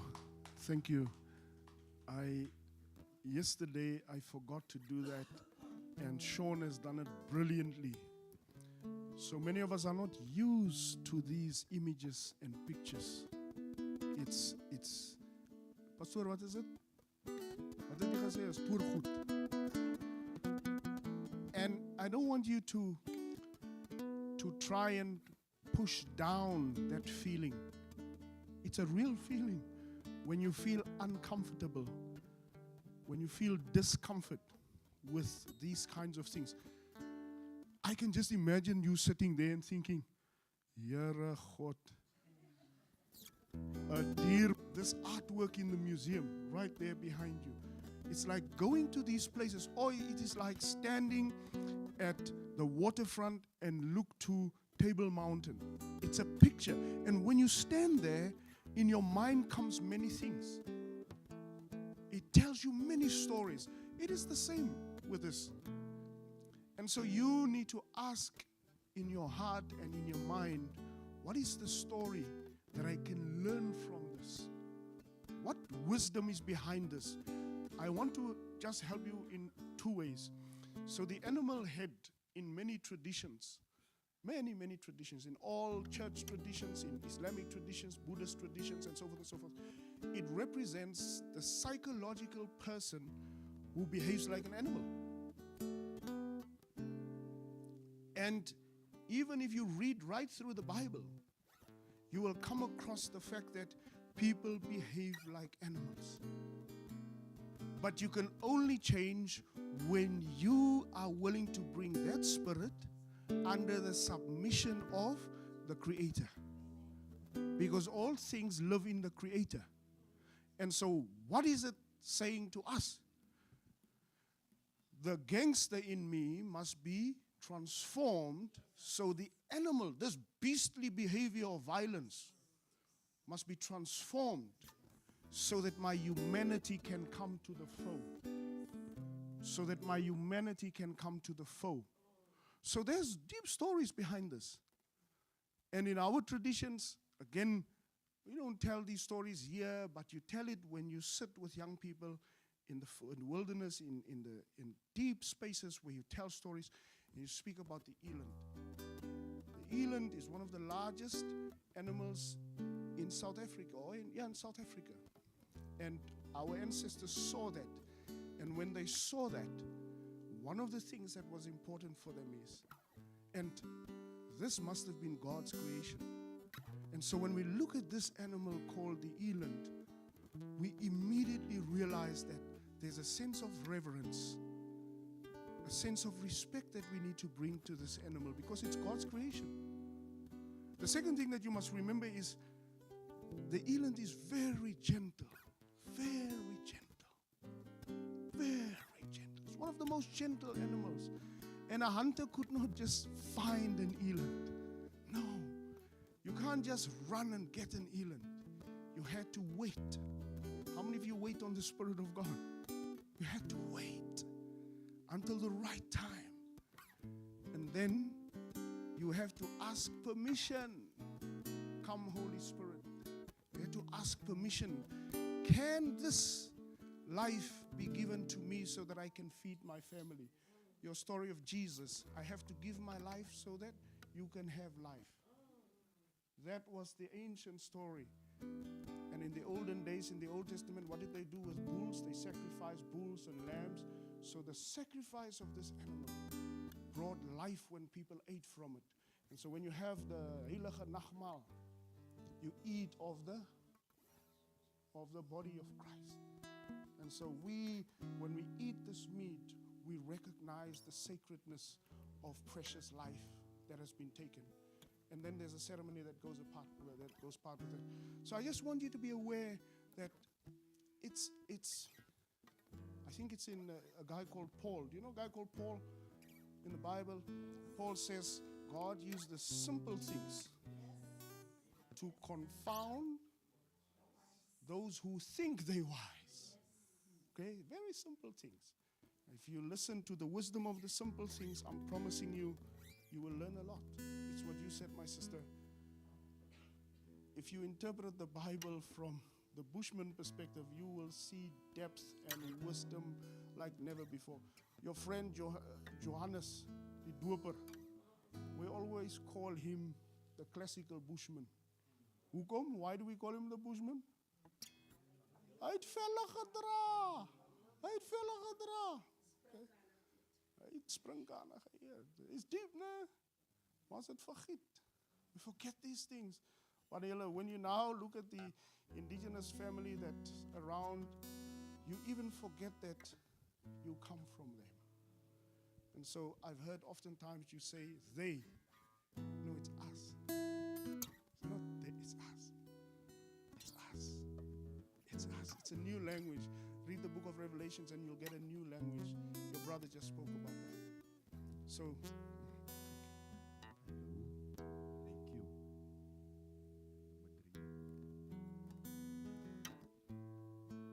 Thank you.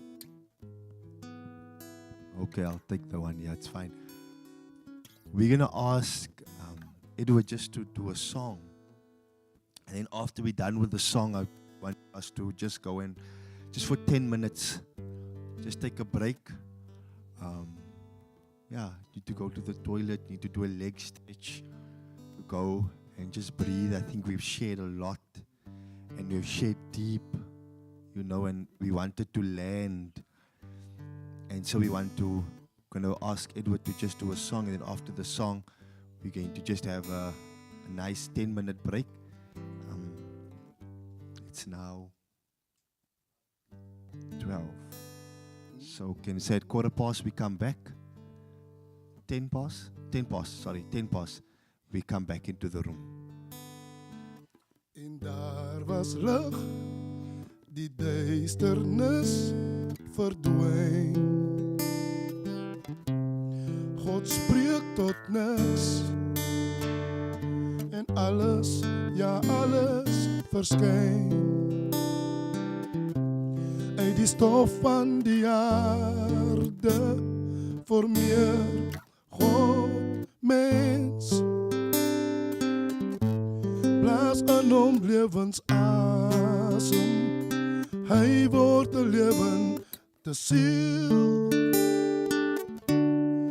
U alleen is God, daar is niemand soos U, o Heer. Aan U behoort die eer. U alleen is God.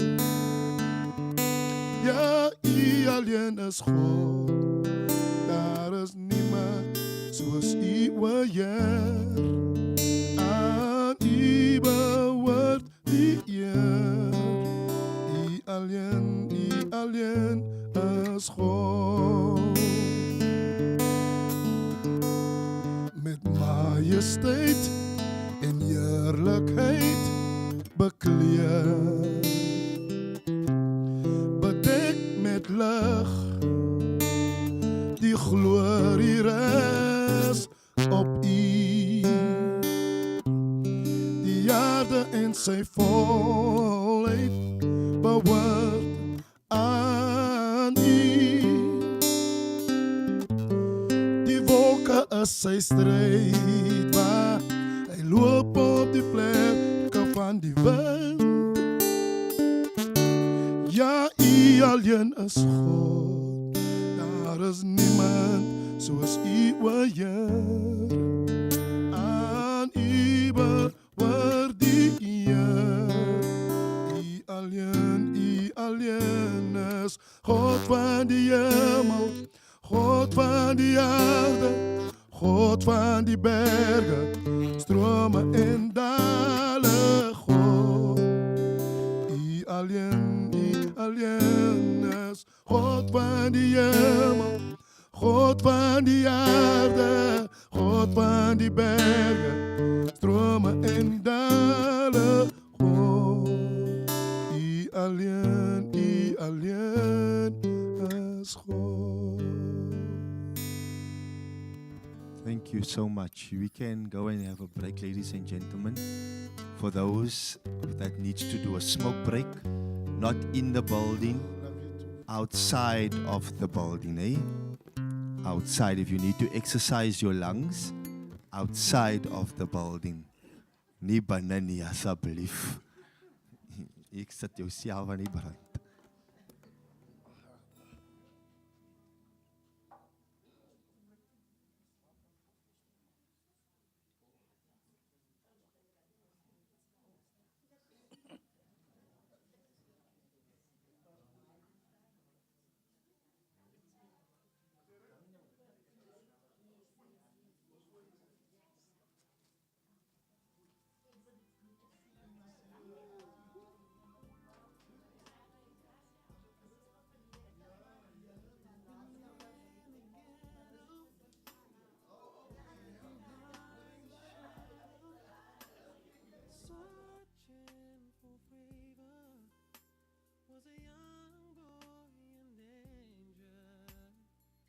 Future's all so scary. Drugs made and married. Grew up without my daddy in a gangster's paradise. Lost in the world of make-believe. Lost in the world of being cool.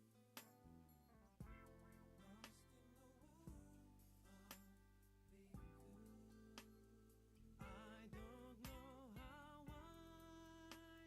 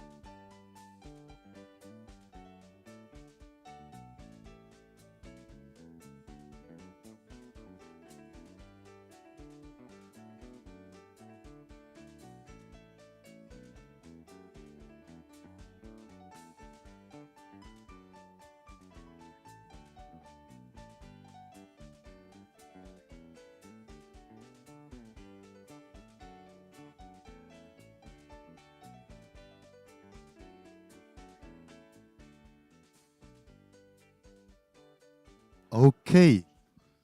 Thank you. 1, 2. Thank you. Thank you. Thank you. Daar sy. Is ons by? Is ons by? Is by? Daar sy. There we go. Thank you so much. Thank you. Thank you very, very, very much, everyone. I trust we had a good leg stretch, lung exercising, and all of those things. Yesterday we heard about the Alive in Cups. And I'm gonna ask Edward if he can do that song for us. That Alive in Cup sings. It's as it vir die Here waai. And you will hear how the Afrikaans comes in there. And then afterwards we will have Edward do his part. We'll be telling us about growing up and the music and presenting it on the Cape Flats. You're gonna sing with me? Huh? You're gonna sing with me? 1, 2. As a thief for the As a thief for the so was a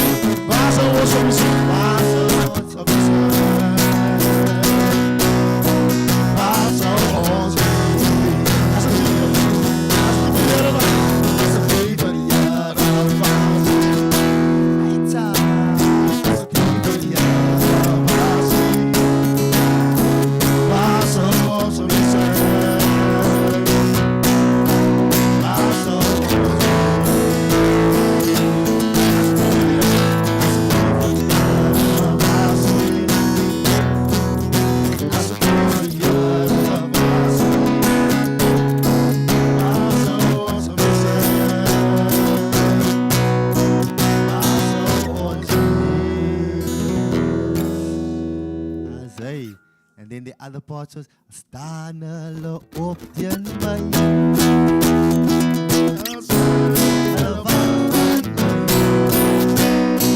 Soos 'n voeltjie wat by die hande sy. Die kans is groot. En die moeder, staan hulle op teen my. Al sê hulle wat van my. Sê hulle wat van my. Soos 'n voeltjie wat uitbreek. Die hand is 'n trip. Die hand is 'n trip. Die kus is geweer ons vry. Al staan hulle op teen my. En al sê hulle wat. En al sê hulle wat van my. Soos 'n voeltjie wat uitbreek. Soos 'n voeltjie wat uitbreek. Uit die hand is 'n trip. Die kus is gebreek. Ons is vry. Al staan hulle op teen my. Al staan hulle op teen my. En al sê hulle wat van my. En al sê hulle wat van my. Soos 'n voeltjie wat uitbreek. Soos 'n voeltjie wat uitbreek. Uit die hand is 'n trip. Die kus is gebreek. Ons is vry. Ons is vry. Die kus is gebreek. Ons is vry. Al sê hulle wat van my. Oh ja ja. Al sê Pakket. Wat hoe begin dit? Al sê hulle al staan hulle op teen my. 1, 2, 3. Al staan hulle op teen my. En al sê hulle wat van my.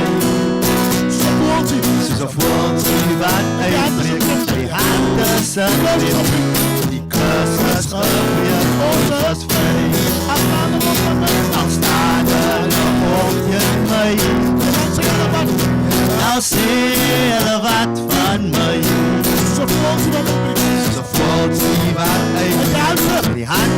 se tref. Die kursus geleer, ons is vry.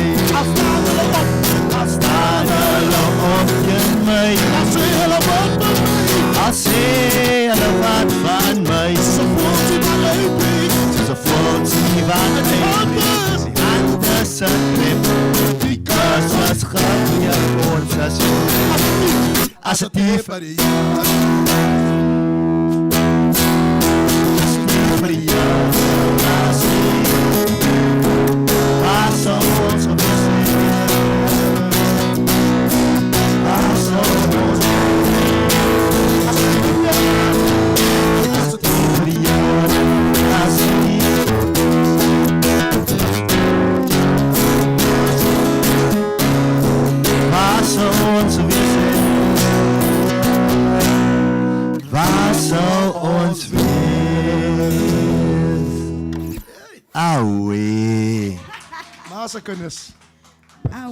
Thank you. Thank you for that stretch. You made a nice stretch. I want us to figure out so that Earl can actually be in the circle. So even if we have to move some of those chairs back, because there's now no more need. There's now no more need for. Laat ons net lekker sit. Ek wil hê die circle moet lekker wees. Make the circle bigger. Ek wil nie verkeerde circles hê nie. Can we get the circle reg? Move that chair. Yeah, that's Ivan, fine. David's chairs must just go to the back. Yeah, just take that. Oh, So that can we you can move, see. Take those chairs away, or unless you sit lekker. Make the circle bigger. Ek hou nie van goedes wat die mekaar sê. Ons moet die cirkel lekker maak, dat ons mekaar lekker kan sien.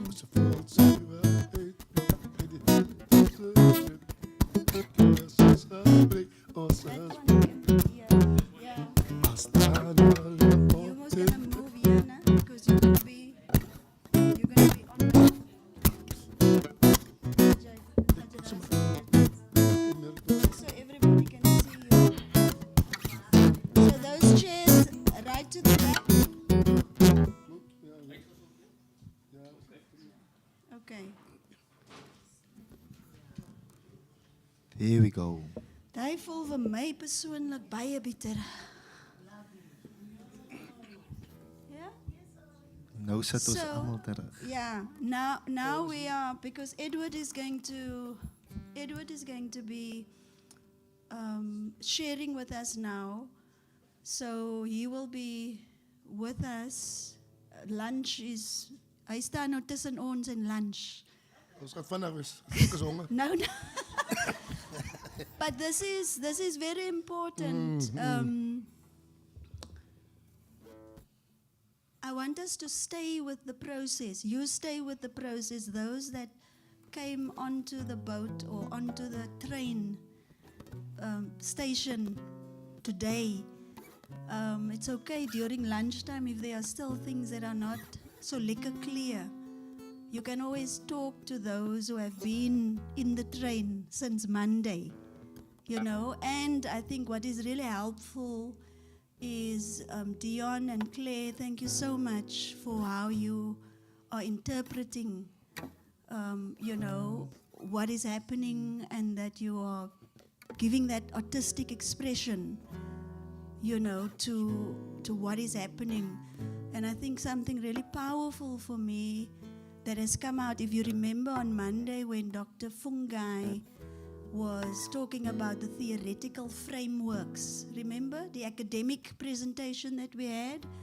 And she was talking about theory. The theoretical framework is purely the lenses. Was ek my lens afval, kan ek nie vir julle lekker sien nie. There was a time when my glasses broke.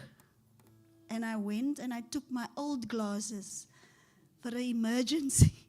And then I actually discovered I couldn't see clearly through my old glasses. And I was forced to go and sit at the optometrist, even though I felt I didn't have time.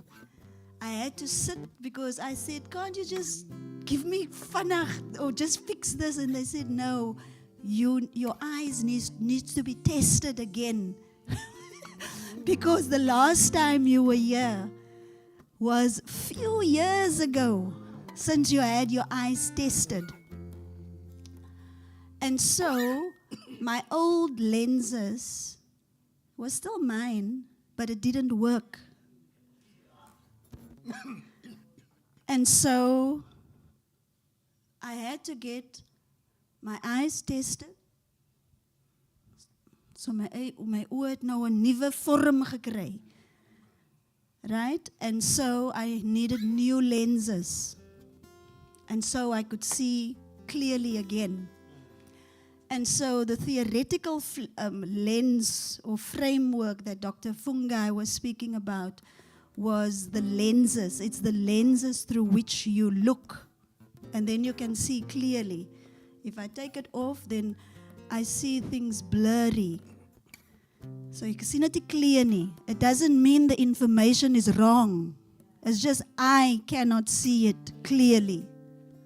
And therefore I need my lenses. And so when you put on sunglasses, you also see things slightly different, right? Your eyes are protected. And sometimes the light that you experience is sharp. And it's interesting that we spoke about waking up. We've been talking about waking up. And my sister Susan, who is a nursing sister, she actually said something which was interesting. She said, have you noticed? In fact, she didn't. I just caught it when she actually said. She said, when we are called, when the medical persons are called to the doctor, or you go to the doctor, or there's an accident or something, what is the first thing that they do? They check your eyes. No? Hulle check. And hulle check. And depending on what is happening to your pupil, the pupil will go bigger the more light comes into it. That is how they know how conscious you are. So if there's no movement, when the light comes, when they open your eye, and the pupil, there's no movement, the pupil bly down, that means she's either dying or you know. So the thing about consciousness, waking up, a lot of that is what's happening here for us. A lot of that. But the thing that was really powerful for me was also when Earl and Pastor Hester there was a little bit of a conversation here, and actually the realization that imagine you started to read the lenses that you took on is your origins, Bushman. If you put Bushman lenses on and you read the scriptures, what will you discover now? Because I can tell you how you read on the Cape Flats, in Lavender Hill, in Delft, Khayelitsha, how you read John 3 verse 16 is very different to how the people in Camps Bay read John 3 verse 16. It's a different lens. It's a different lived experience. Okay? So that is why the way you interpret things is very important. The way you understand information or anything that's happening is very important. It matters how you interpret what is being said, what you are experiencing, and all of that. And so even this entire experience. And so I'm centering Dion and Claire, because this is also a new experience for Safi. You know, I'm having to sense what is God saying, what is God pointing to. Because you would remember that we spoke yesterday, if you are going to step fully and truly into what God has created you for, you're probably going to have to be doing something different that is not yet there, that you don't know even about. And so the only way that you're going to know what to do and how to do it is you're going to have to come to yourself. You have to be willing to learn and listen to the voice of the Spirit leading you and guiding you. And I think the one thing that we must always know, God is not against His own creation. God may call you to a very specific part of His creation, but that doesn't mean He is against the other part of His creation that you don't understand and that you are not called to. God is not against Himself. He's not in conflict. Okay? So it's very important for each one of us to stay with ourselves. You check your lenses.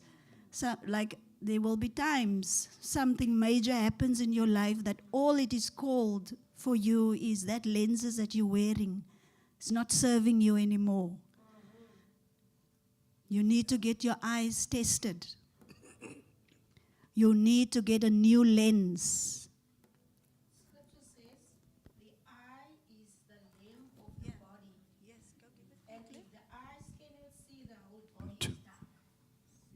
Scripture says the eyes are the lamp of the body. And if the eyes cannot see properly, the whole body is dark. That was the verse that I got when I was a teenager, deep in my Pentecostal, quiet time with the Lord. And that verse, and in fact it was a time when my glasses was breaking when I was a teenager and I couldn't see. And there wasn't money to get glasses. For the most of that year, now people think I don't greet them and whatever. In the meantime, I can't see them. But there was no money. We had to wait until the end of the year. And that verse came to me in my quiet time. And I knew at that time, I must have been about 14, I knew at that time that God was saying, what you know is not all that there is to know. En pas op, because in Afrikaans sê het, pas op dat die lig wat in jou is, nie duisternis is nie. Be careful that the light that is in you is not darkness. And so then already I understood, my God, the things that I'm called to is going to be way beyond what I even can understand. Ne? So we're bringing ourselves back into the room, and we want Edward to share a little bit about his journey. He grew up on the Cape Flats. What was his journey? What brought him to music? And then he's now also a father. He's a father of 2 sons. So we're talking about intergenerational, what is it? Intergenerational wisdom and wisdoms and that sort of thing. But also remembering what Earl had said earlier. You see, that's why you cannot become hoogmoedig. Because jy dink jy's gevaarlik. Is dit jy nie?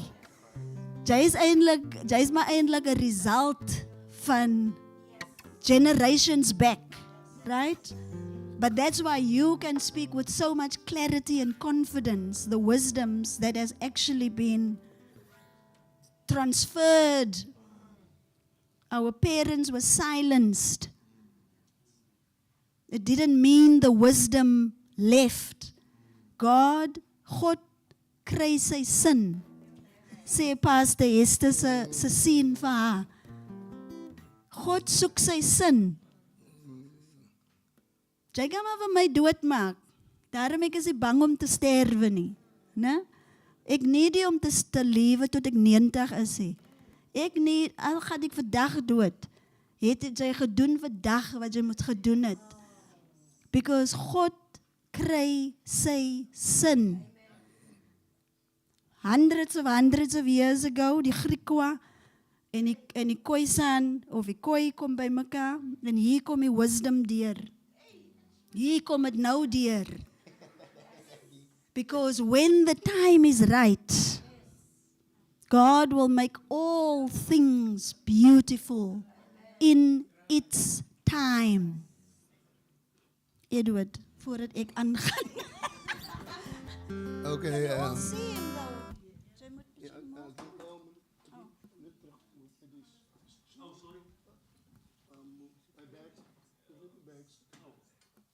Do you need it?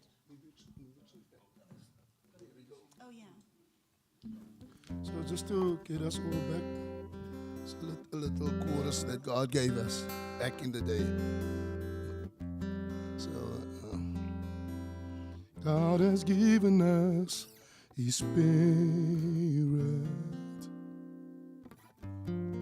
and has told us He would never leave our side. He will always be our guide. God has given us His Spirit and assured us He would never leave our side. He will always be our guide. Yeah, God is all around us. God is in the detail of our lives. Don't forget that. The hand of God is on our lives. He's seeing you. He's seeing you. His plan for you is still there. He's asking, where are you? Where are you? God is still there. We've moved. Some of us moved away. We moved away. We just need to center ourselves and get back again. So yeah, my life also. Yeah. I grew up with a family of 7. We are now 6. 3 sisters and 4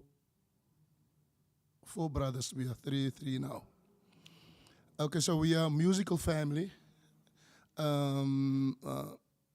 I want to start with, my dad was very much a provider, but he wasn't a present dad and a disciplinarian. As hy my ook gekom het, moet die yard gehark gewees het. The yard had to be clean. Everything need to be in place when he comes, but we don't see him over weekends. He's at his family, his other family. We grew up in Bishop Levers. He was with his family in Ravensmead, where I'm staying now. But what stripped me further, we grew up in the apartheid era, and we already felt like we were not human. We were lesser human than the lighter skinned people, because we, as the TV answered, we were portrayed as we were nothing. So the first day when I met my brother from the other family, he had a son and a daughter with the other family. The first day when I saw him and I met him, he was clean from top to bottom. I don't know what you call a safari suit, but we know what a safari suit is. And his socks were still here. You know, we had to school. We didn't have shoes. There was one drawer where everybody, all the socks was in there, all the underwear was in there for the guys. If you get there first, you'll have for the day. If you're not fast enough, you just have to do without it. So we had to go to school bare feet, take a saki, a carrier bag for your books, and that was it. That was it. So I very much felt like, this is it. This is. If my dad don't see me, my mom was still into alcohol. But I'm telling you guys, my mother, I commend her today. She's still alive. My dad passed on about 18 years ago. I don't know, they call it a Hans. My mom bought my elder brother a guitar, a small guitar, Bellini guitar, it was in a brown bag. I was so excited that day. But you know, back in the day, I couldn't touch my brother's stuff. He was working. I was still at school. I couldn't touch his stuff. But I had my eye on that guitar. So when when he goes to work, after school, I got the guitar off the cupboard and I got myself this little yellow book at the Courts, yellow book with guitar book, small book. I still have it somewhere. I still have it. And I sat the afternoons. So they had the gospel group already. They had Christian explainers, profound gospel groups in the 80s, 90s. Gospel group. So they were practicing their songs in our living room. But I was like a David. They didn't see me. My own family, they had their gospel group and people in the road sang for them. They were about 10 singers and a full-on band. That time it was only the guitar. My brother played the guitar. Okay, but I closed the door, the middle door. So I stood with my ear at the door and listened. The rehearsals, the practices. So I learned, and I sat with my guitar. Before you know it, I was on stage with another group, New Birth. They were shocked when they saw me. They saw me. I got into this group. We are from the northern suburbs, and this group is all the way Retreat. Okay, that's where I met Elizabeth. She was the leader. I think not at that time, but she was a founder member. They were the founder members. Few friends that just came together for the love of music, and they walked past this. You know, when they were at conferences back in the day, they saw this banner that said, "A new birth coming in. Have a new birth in Christ." They decided they're going to call this group New Birth. I was at their first anniversary concert. There I saw this group. I thought myself, I need to be in this group. I need to be. So long story short, I joined the group, but something wasn't right for me because we sang, but those were the songs. Those were the songs that kept us, and we got skilled through the songs, the cover versions, other people's songs, the Americans' songs, the first world country songs. And we sat with our instruments. We had to play it like they play it. We had to sing it like they sang it. And we got it right. And we skilled ourselves in that. And we had concerts, and it was great. But there was something I told myself. And back in the day, you know, the system, we weren't allowed to create. We couldn't believe we can create ourselves. We can only count till 3, and that's where you can count till. And but I had this urge to create, to tell my own story. I was in the Word, and I had a love for music, a love for the Word, a love for God, and a love for people. And so I brought my first little song to this big group, that serious band, full-on band, guitar, bass player, drummer, keyboard player. I brought this little song. I just took a scripture out of the Bible and added some music and wrote around the scripture a message. I thought the system was fighting me. My own brothers and sisters didn't accept my song because it was we couldn't believe. It was the disbelief that we could create out of ourselves. But okay, after I persisted, so after a while they accepted my song, and the rest is history. We wrote songs. We're sitting now with 3 albums, the group, 3 albums, recorded albums. I wrote most of the songs on all 3 albums. I was the first songwriter. I became the vocal coach, the vocal conductor. Did the arrangements on songs. Still up till today, I'm with New Birth. How many years now? We're having our production this Saturday. Please come if you're available in Long Street. We're having a production. And God has just been great. God is in the detail of your life. God is there. God is there.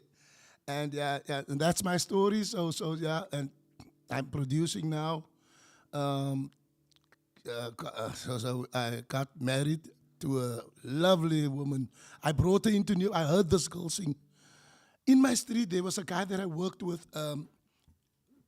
youth. He called me after school this one day. Come and see. Here's a few girls here from Ravensmead.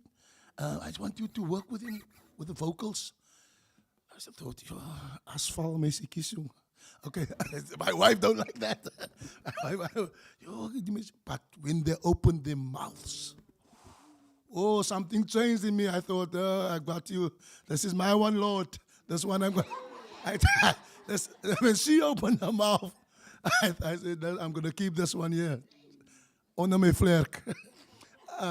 So yeah, I brought her into New Birth, and still up till today, she's amazing. Pure. I'm telling you, if it wasn't for her, ek sou nie hier gesit het nie. Strong woman of prayer, love God. And she's with me. She's with me. And yeah, if the young people must know, they must know the Lord to choose a life partner. Yeah, you must know the Lord. You know, discernment. It's a lifetime agreement. It's a lifetime covenant that you go into. So yeah, 3 months after I got married, I grabbed my head. So, wat het jy nou aangevang? What did you do? No one. Okay, the pastor sat with us for 2 sessions, telling us no. But no book can prepare you for marriage. Oh, Lord. Oh, it's crazy. But yeah, it's now what? 27 years later? 27 years later. 2 boys, lovely boys. I want to tell you a little bit about the boys. The boys, they're into hip-hop music. They're out of the house now. They got a contract in... Let me tell you this. I met this young boy. I started community choirs when I met my Geraldine. We were courting at the time. I came to Ravensmead. I saw and I thought, I'm gonna start a community choir. So I put up this pamphlets everywhere. Anyone can come, any church, anyone can come to this community choir. So the people rocked up, and it was that choir. I brought all the musicians that I knew in Cape Town. Great musicians I brought to Ravensmead. We packed up walls. We were called the Ravensmead Choir. After a while, we changed the name, the New Generation Community Choir. Great choir. So I met this young boy, Clinton Viljoen. Go search him. He was 14 years old. He stayed with his grandmother, sleeping on the footer end of his on the bed with his grandma. And I when he opened his mouth to sing, I thought, what an amazing talent, what an amazing gift. And Ravensmead, if you don't have a mentor, a young person, or in our communities, all our communities, if they don't have someone that can take you by the hand, affirm your dignity, you're lost. You're like a ship without a sail on the ocean. No compass. You just drifting along. So I met him. I brought him to the group. He became part of the group. Years later, he left New Birth. He went to stay in Joburg. So he worked for Sun City, stayed a resident artist at Sun City for 12 years. He was working for Sun City. He had his spot where he performed at Sun City. After so about 3 years back, he and his partner came to visit. So I bought my 2 boys a little home studio, just about 6,000 and 2 speakers, and they started at home with their music. So he and his partner is big business lady in Pretoria. They heard the boys and they heard their songs. They said, no, we must come get them. So my boys are staying now. They signed them. Clinton, the 14-year-old boy, came to get my boys, signed them. They restarted the recording label. They bought a building in Pretoria. My two boys are signed with their label now. They're staying in Pretoria for the last 2 years now. Look at God. Look at God. Look at God. And I just give God glory. Yeah, you wanna say in the story, but the sacrifice, you wanna say in the glamour, but there's a process. Don't skip the process. It's painful. Yeah. There was Ravensmead. We stay just opposite the flats, as they said, the 28, the British, the Hollanders. The Hollanders, yeah, they you cannot do anything. They have every weekend from Friday night that the gang boss, he puts up big speakers, and they have an open open door vibe. Anything goes. Anything goes. You in your house, you can hear everything. And it's Friday night, Saturday night, right through. They don't stop. They stop about Sundays mornings when you need to get up for church. So I had a struggle with my boys.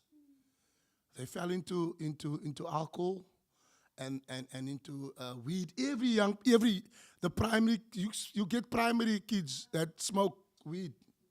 On the way to school, they smoke weed. So my boys they're in the area. I'm telling you, you can say, no, I teach my boy this, and it's all good. There's louder voices outside there. The community, okay, but that's your journey. That was my journey. My boys disrespected me. Okay, that was the journey for me. Your school is your family. Your family will tell you just what it is. Exactly what it is. So I had to. There was one incident that when my eldest boy, when he gets over a certain, when he drinks and he smoke weed, then he loses it. And the cousin was staying there at the time, but they look similar. And the 28th was after his cousin, because his cousin stabbed someone. That day, he lost it. Keenan lost it. So we have this granny flat that we built at the back of there by my in-laws. He wanted to jump out of the top window. But he managed to get out. And these gangsters chased after him. Luckily, a police van came past. He's in front of the gangsters are in the middle. They're chasing. They thinking it's their cousin. I'm at the back. This police van come. I tell them, please, my boy. They're chasing my boy. Tell him, lock him up, please. So they drove past and they got first to him, and they locked him up. They kept him safe, and I went to go get him. And that's how it was. Weekends, when weekends came, I was in a state. I even called Dr. Elizabeth to come in. Dr. Elizabeth gave some assistance, spoke to them. The younger one, he got so bad that he had hallucinations. He tell, they're gonna come now. They said they're gonna burn the house down. Daddy, why they? I can laugh. We also laugh about it now, but at the time,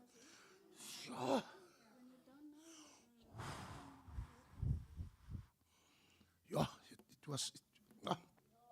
But look at God. We went through it, and we had that was a crazy time when I almost thought I'm going to lose him, because you see a lot of zombies walk around in our communities. And we saw him. You want to look like that? You want to look like that? You see how they are at the traffic lights and in our communities. They're gone. They're gone. But praise be to God. We got my younger one at GP, and he recommended stuff for 6 months that he needed to be on. He's back, and he's got his sparkle in the eye again. And I praise God for that. every week we have kind of a video we call, but we have a family video called Zoom session, and we talk about just anything, how your week was, and I just give God glory. I just want to tell you, don't lose faith. Don't lose faith. Keep on believing. Keep on believing. It's just a decision away.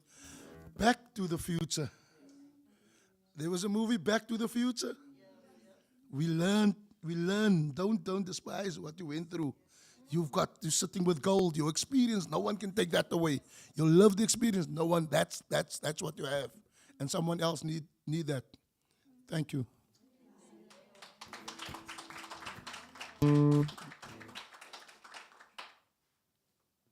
So, thank you, Edward. And I think sometimes we don't know the seeds that we plant. Edward didn't know. He did not know that Clint was going to be the lifesaver of his sons. So when Earl asked us yesterday, when he was talking about the emblems, no? The water for cleansing, the fire that refines, that secret shame or whatever it is that you are holding, that you are ashamed of, what happened to you, but to allow the fire to refine that horrible experience or that experience that shamed you, so that the pure gold can come out of it, right? And then allow the wind, because he spoke about the wind. We speak earth, wind, and fire. So the wind is the Spirit of God. And then he said, when last have you heard the Spirit say to you, stand up and go and do that. Take this bread to Auntie so-and-so. Go to the shop. In the week when I went, was it Monday? Or Friday I went and I had to print something, and somebody walked in that I haven't seen in many, many, many years. And she said to me, this must have been the Spirit that said to me, leave your things, go to the photocopy shop, go and make your copies now. Because she was in her own struggle of which direction, ons almal kom by 'n cul-de-sac. Was it a crossroad? Kruispad, where you have to decide.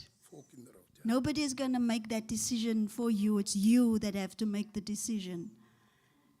And the question is, the wind of the Spirit, he was talking about how our ancestors, the Bushmen, the Khoi, the Sand people, they listened to the wind because the wind would direct them. God has given us His Spirit. What is the Spirit? The Bible says the Spirit will lead you into all truth. How do you know the truth? You know the truth by the way it feels. Nobody can convince you of truth, or even if you don't like the person, even if it's a weird person. Truth, because I am the way, the truth, and the life.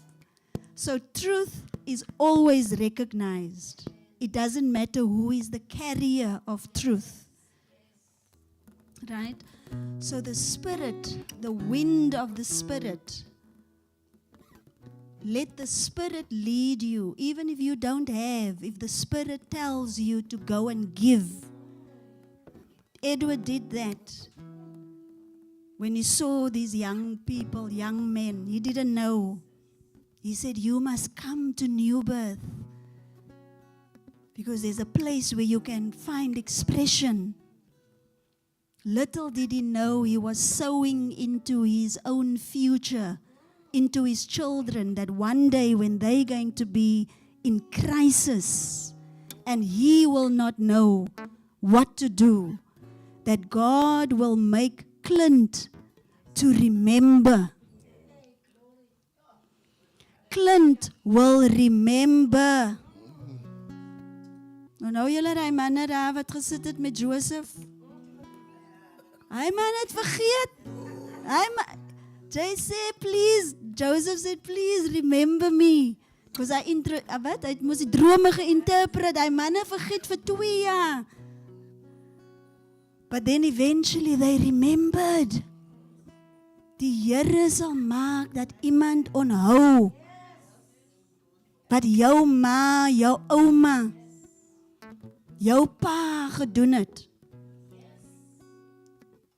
And they will show up as the Christ for your child. Al wat jy moet doen, jy moet seker maak dat jy by die Here uitkom. And that you do what God wants you to do.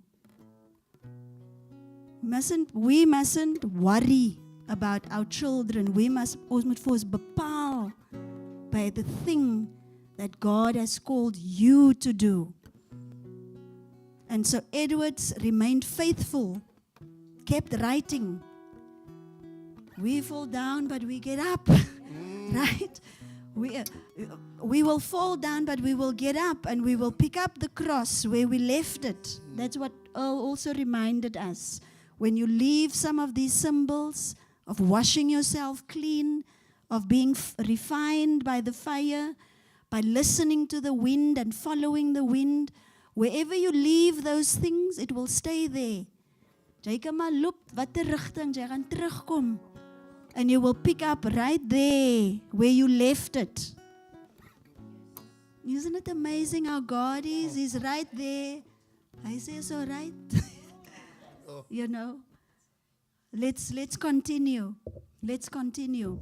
So I'm going to ask Edward to just close with a song, and then we're going to go to lunch. Yeah? And then I would like for us to come back for after lunch, like 1:45. Is that a good time? Because we then have another very special, session that we're going to have before we conclude for the day. Okay, Edward? Life wasn't easy. The sun didn't always shine. Sometimes I cried myself to sleep. I couldn't take it no more. We moved from here to there. Still we had a place to sleep. Food to eat. Clothes on our body. When I look back, I realize I made it through it all because you were there. You were there. You were there.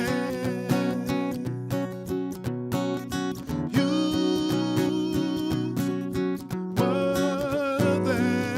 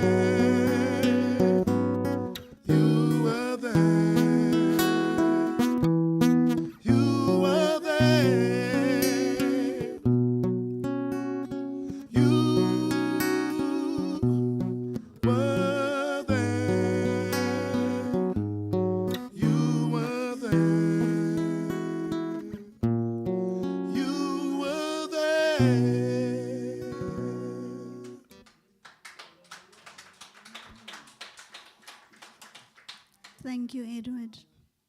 And thank you, Lord, for being there. And thank you, Lord, for always waiting on us. When we leave, when we think we can hide from you and run away from you, and we are angry for you or for what you've done or allowed, thank you for being there, staying, waiting for us.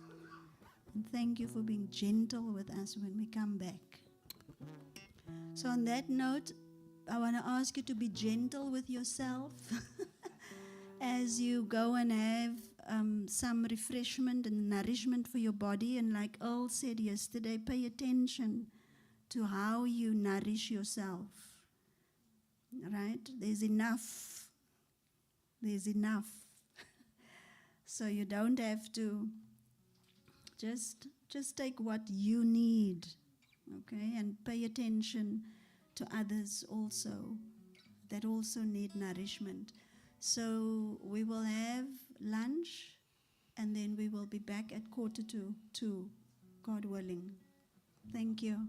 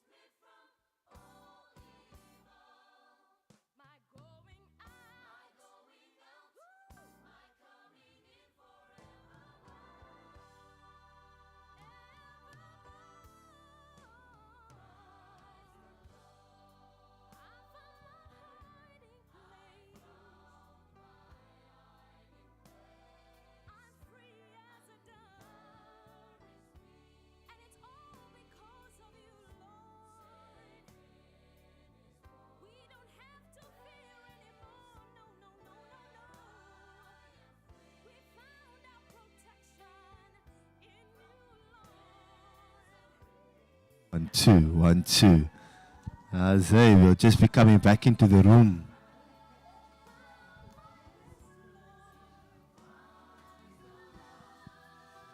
As you come in and you listen to the music, try and settle down and listen to the words.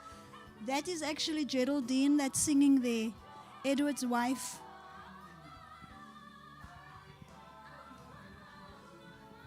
We brought Geraldine into the house.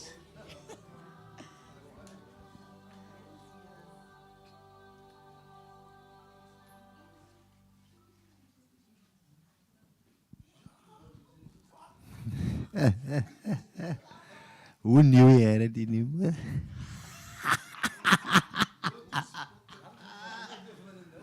Oeh, hy man het hy het gesien die wonderlike werk aan die Good afternoon, everyone. Welcome back. We're going to ask Edward just to lead us in with a song, just that the food can land. Just it can land, and that we can come back, and so that no one will be falling asleep. Mag is vol oogjes toe ek vat hy duiwel.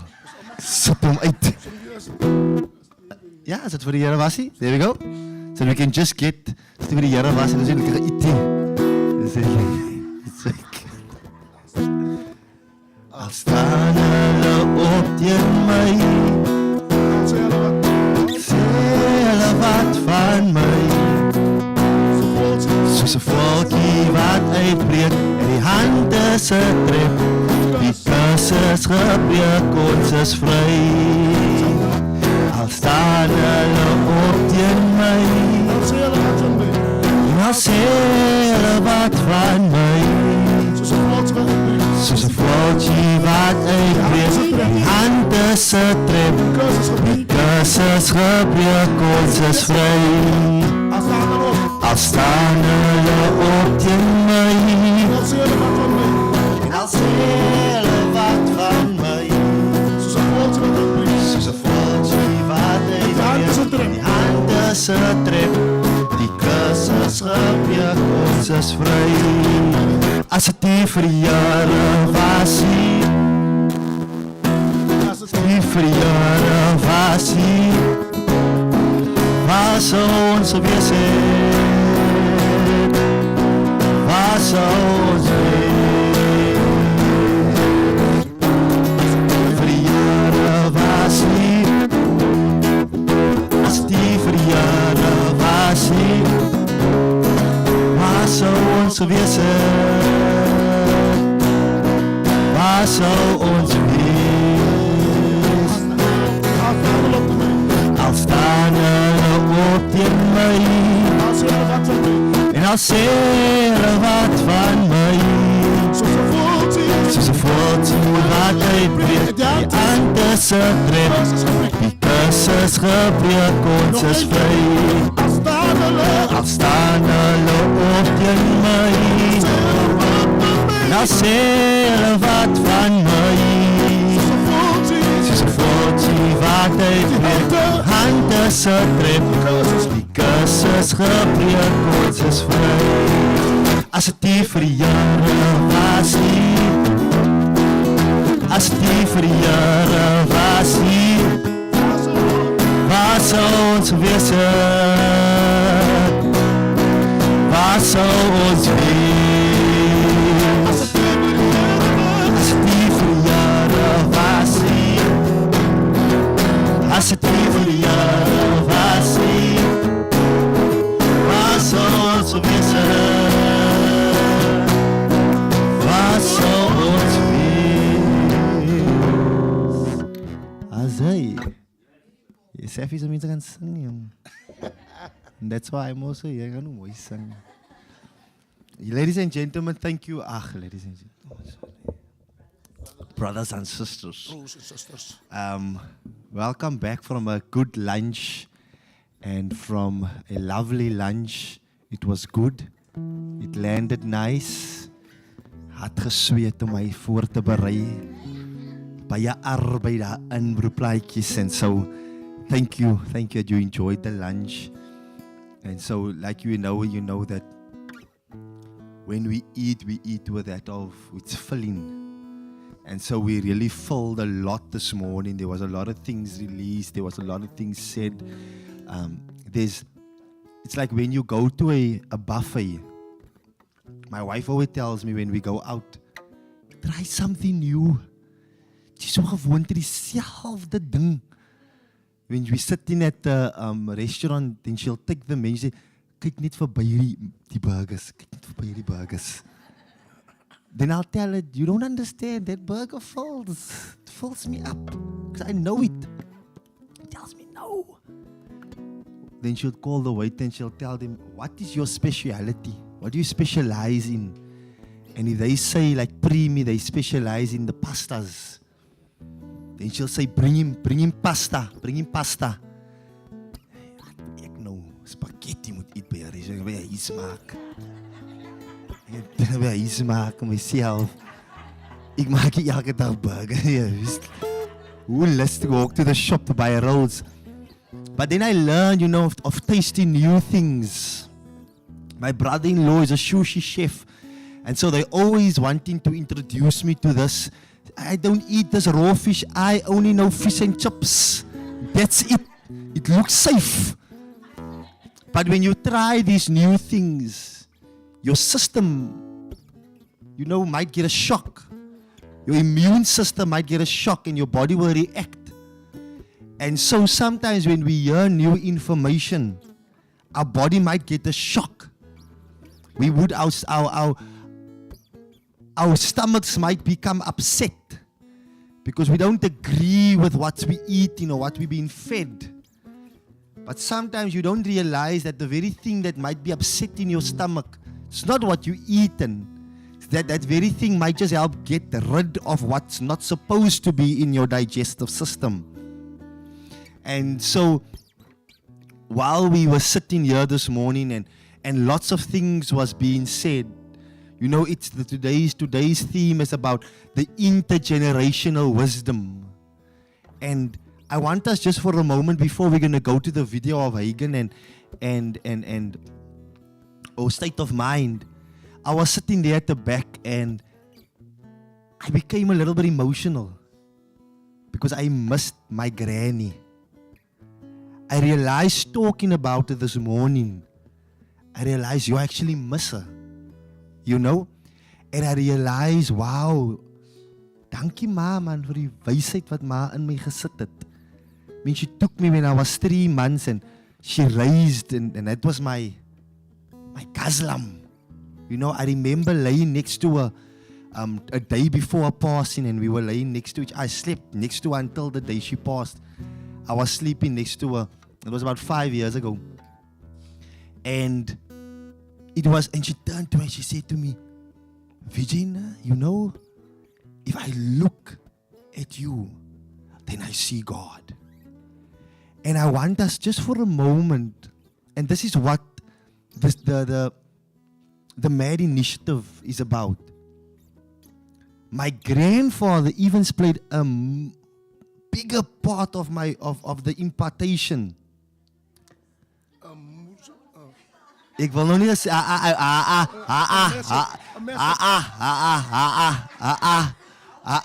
you're not good. I didn't want to say your Kaapse dinges. No. Sorry, I thought he was going to say a groot, like a big, heavy word in Afrikaans, man. So sorry, that was me distracting. Like, whoa! No, with you worry.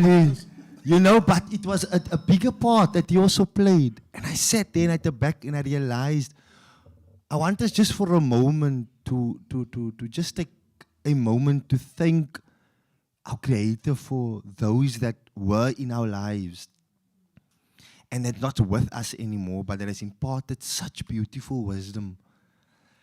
You can do what you do today because of a granny, a grandpa, an uncle, or auntie. Someone that stepped in and was like a mother when your mother could not. Someone that was a father when your father could not. And so just for a second, I want us to close our eyes and just say thank you. You know, just acknowledge this beautiful wisdom that was imparted to us. Maybe you can bake today because of a oma that taught you how to bake roasted cookies. Because you can, no one can make biryani like you because of a auntie and an uncle that maybe taught you how to make that biryani.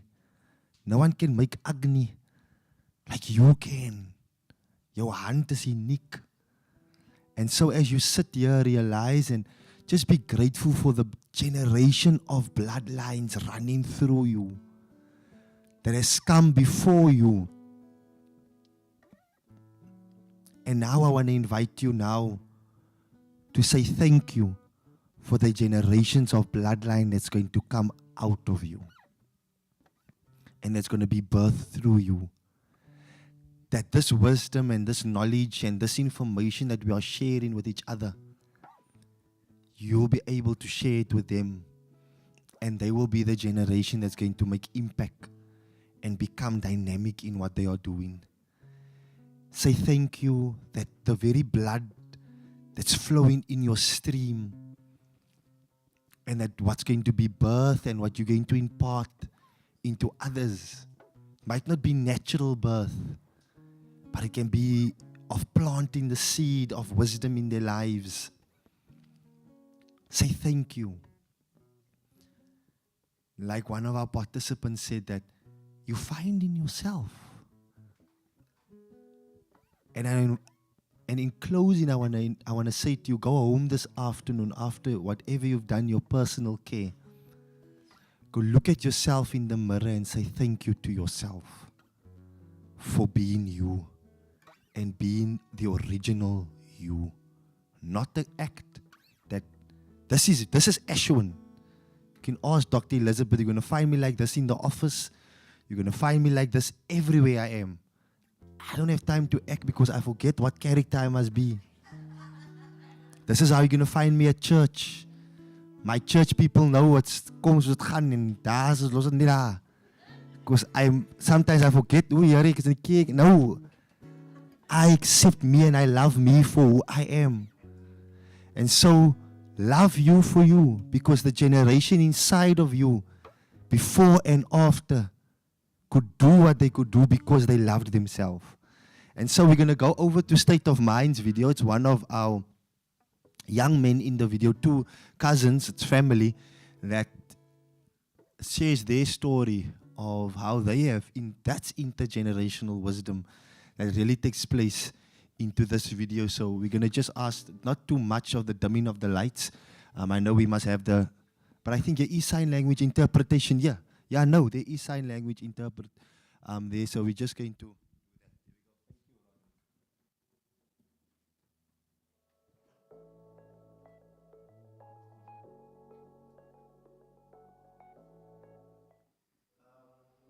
We grew up in a very tightly knitted family and a very musical family as well. I mean, whenever we would gather as a family, someone would pick the guitar and we would just start singing and worshiping God. So music expression was cultivated into us at a very young age. Even if we did not understand it, we knew it would be weird if our family gathered and there was nothing to do with music happening. So that's how we started. The root of who we are is our family. He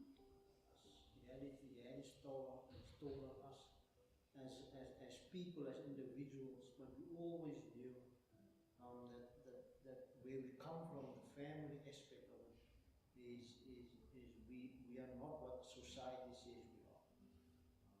We understand that we decide who we want to be. Like they say, the saying says, you are the prophet of your own life. We grew up in East River, which is I would say it's, some days you will get the bad side of it, the next day it will be all good again. You cannot really place or put something on, you can't put the stigma on East River itself. just because it can surprise you anything. And the place where we grew up was, we had the same challenges that all other communities have. Alcohol abuse, we had drug abuse, we had woman and child abuse, even men abuse. All this topics that we constantly try and speak about was happening. So it's also a burden that we have to carry as a community. But as an individual, you have to understand where you're going and where you're coming from. I wouldn't blame parents, because then again you have to go to their parents. So it comes to, you have to wake up every morning, constantly make up your mind and say what you're going to do and how you're going to be today. It's waking up every morning, and on purpose, on purpose, you have to decide, this is what I'm going to do. I'm making this choice again. Because living in these communities comes with a certain discipline that you have to adapt to, because before you know it, before you wipe out your eyes, you look the same like you go into the same rut that they are in, and it happens so quickly. So it comes down to, you have to have this discipline, and always you have that reminding here, like I said, that voice that tells you, okay, this is where I am, this is where I'm heading, and this is what is expected of me. But what we did in this use in the song that we rapped about gangsterism. What about the impact gangsterism has, like we do now? But we were rapping, and we were promoting and representing gangsterism at that moment. Vulgar language was involved. We were rapping against government. But that was all based on anger that we had towards our community, towards life, towards certain people in our lives, towards the government itself, because we just felt they couldn't deliver. We rapped against other gangs, we did diss tracks where we rapped against each other with other rap groups. We swayed a lot. It wasn't content I'm proud of today. And this generation, I feel like they feel this weight on them to express this pain. Our generation want to make music. They want to be poets. They want to be dancers. They are not aspiring to be what we are taught to be, so to speak, which is not a bad thing. It's just a marginalized amount of people, young people today of this generation, that go out to study to be doctors, lawyers, teachers, what have you. But this generation has a story that South Africa needs to hear. Not all of them will come up, but those that you hear, they are telling some truths about the communities that they are expressing their anger, their frustration with where they find themselves. And this is something that is not them speaking. It is the air of this country, the atmosphere, the pain that South Africa has felt for hundreds of years. And it's something that we need to allow this generation to do what they have to do. South Africa has a story to tell. They are the best people to tell it. While we were doing the rap that we were doing, that we are not so proud of today, that was inevitable. We knew that one of these days we are going to rap gospel, we're going to rap word. And State of Mind came out of that, and we started just by being together. Number one, we started by being together. So the first few weeks when we decided, because we didn't decide this by ourselves, let's put this up. One of our elder cousins had a concert, he knew what we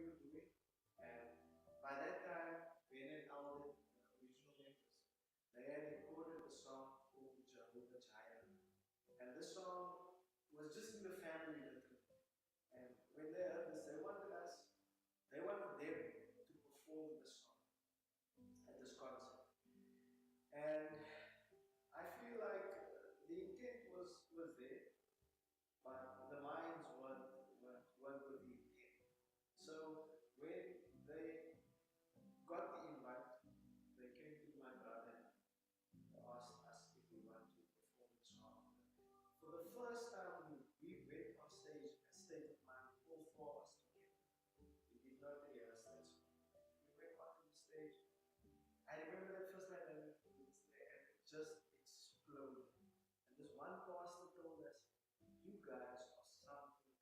And just to make you understand how easy it was, how natural it was, we started, and one of our cousins, we don't even see that often. We told her, we don't rap that anymore, we rap gospel.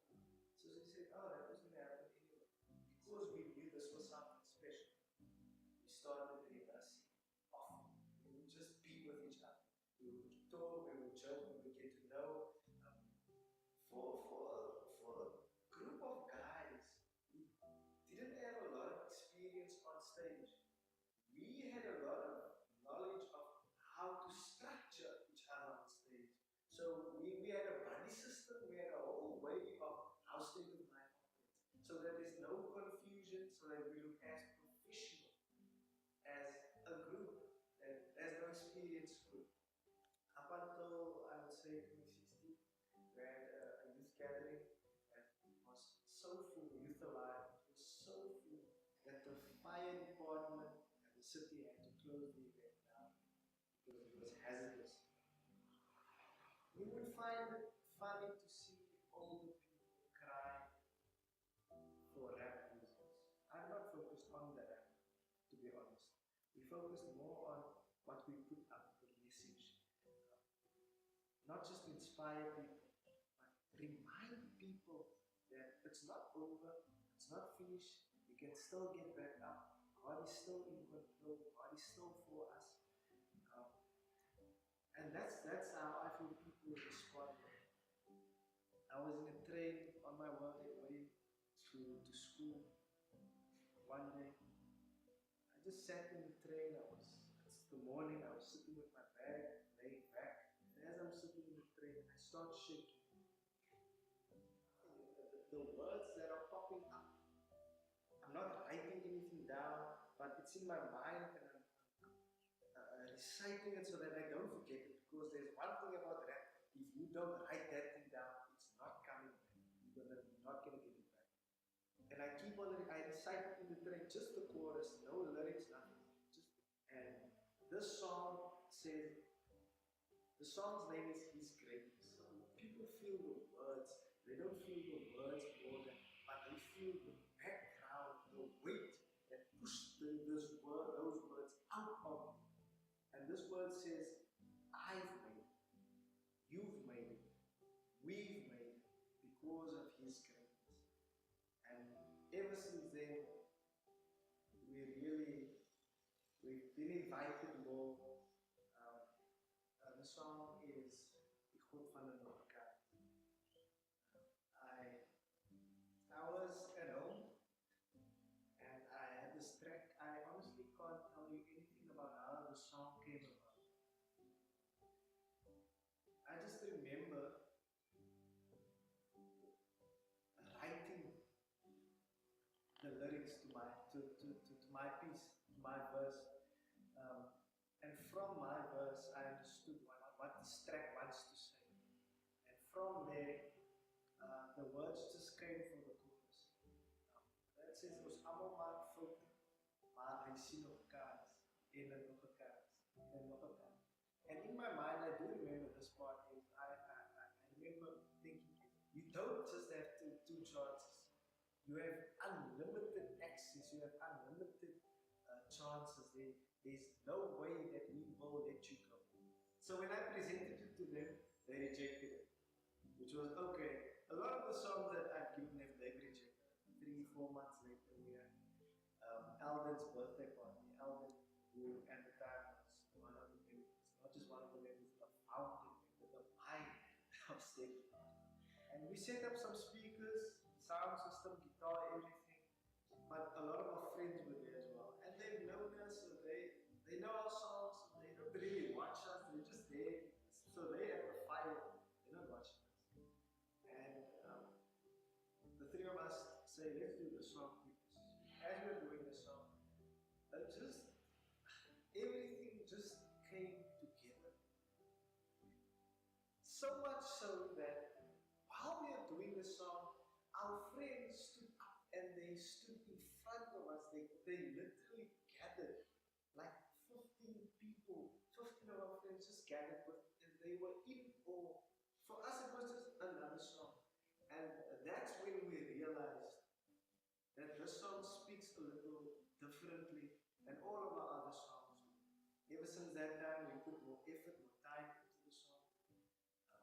They came in, they made it much better, they made it stronger, as strong as it is today. And honestly, that song, just doing that song took us places that we thought we would never be.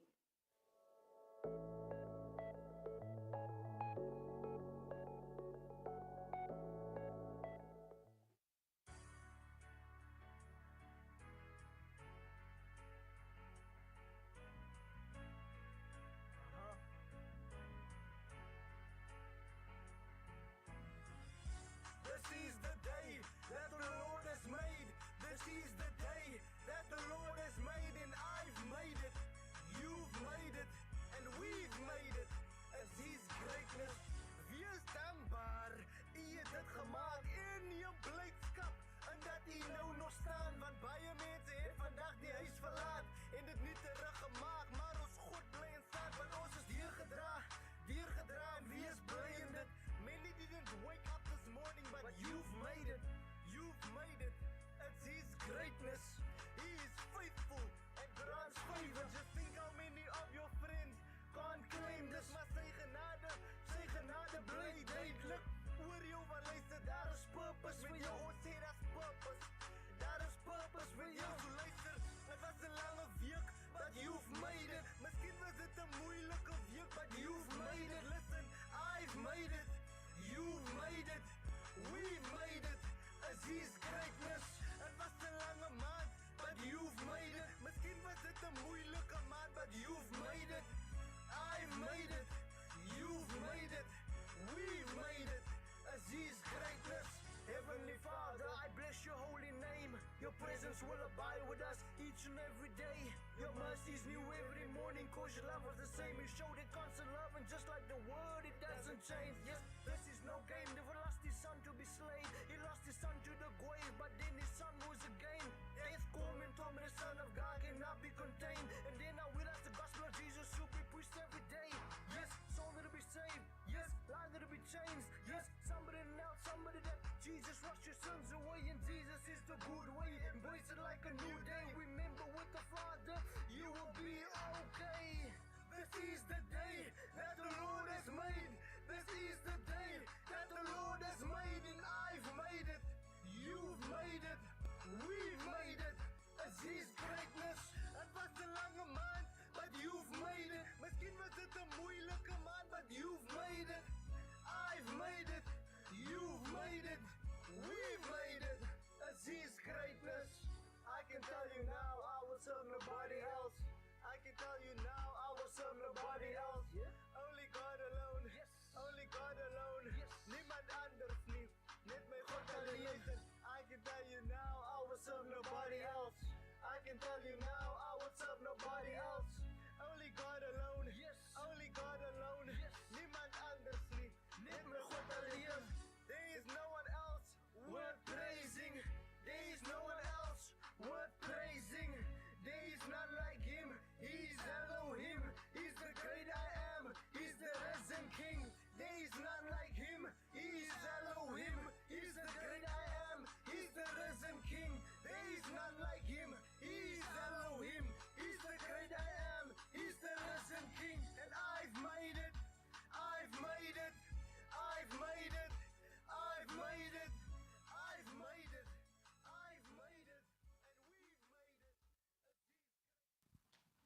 Wow, thank you so much.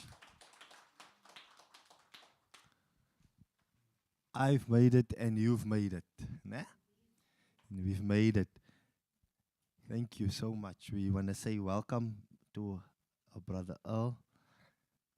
He's back here. It's like Alampa, you know, he's raptures and he comes back. But we're good to have him back. It's like that song, he's coming back again. He went away but not to stay. He's coming back again. So thank you. You know, so yeah. With this moment, I'm going to... Oh, Mr. Earl, it's going to have your voice back and then you will welcome his naamgenoot. Gaan het goed saam met u? Thank you. Are you relaxing? You know, sometimes all we can do is just relax. Nothing else. And so as you sit in this moment, I am sure that you've enjoyed your meal. It was lekker, ne? It was good. It was good. I'm happy for that. First of all, I want to apologize. I had to just run a short errand. And it was a good errand. It was very good. As I prepare you for Earl to come and share a little bit about his experience, this is the other Earl.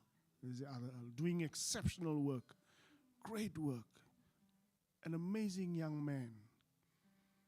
God has blessed us with so much, right here in our presence.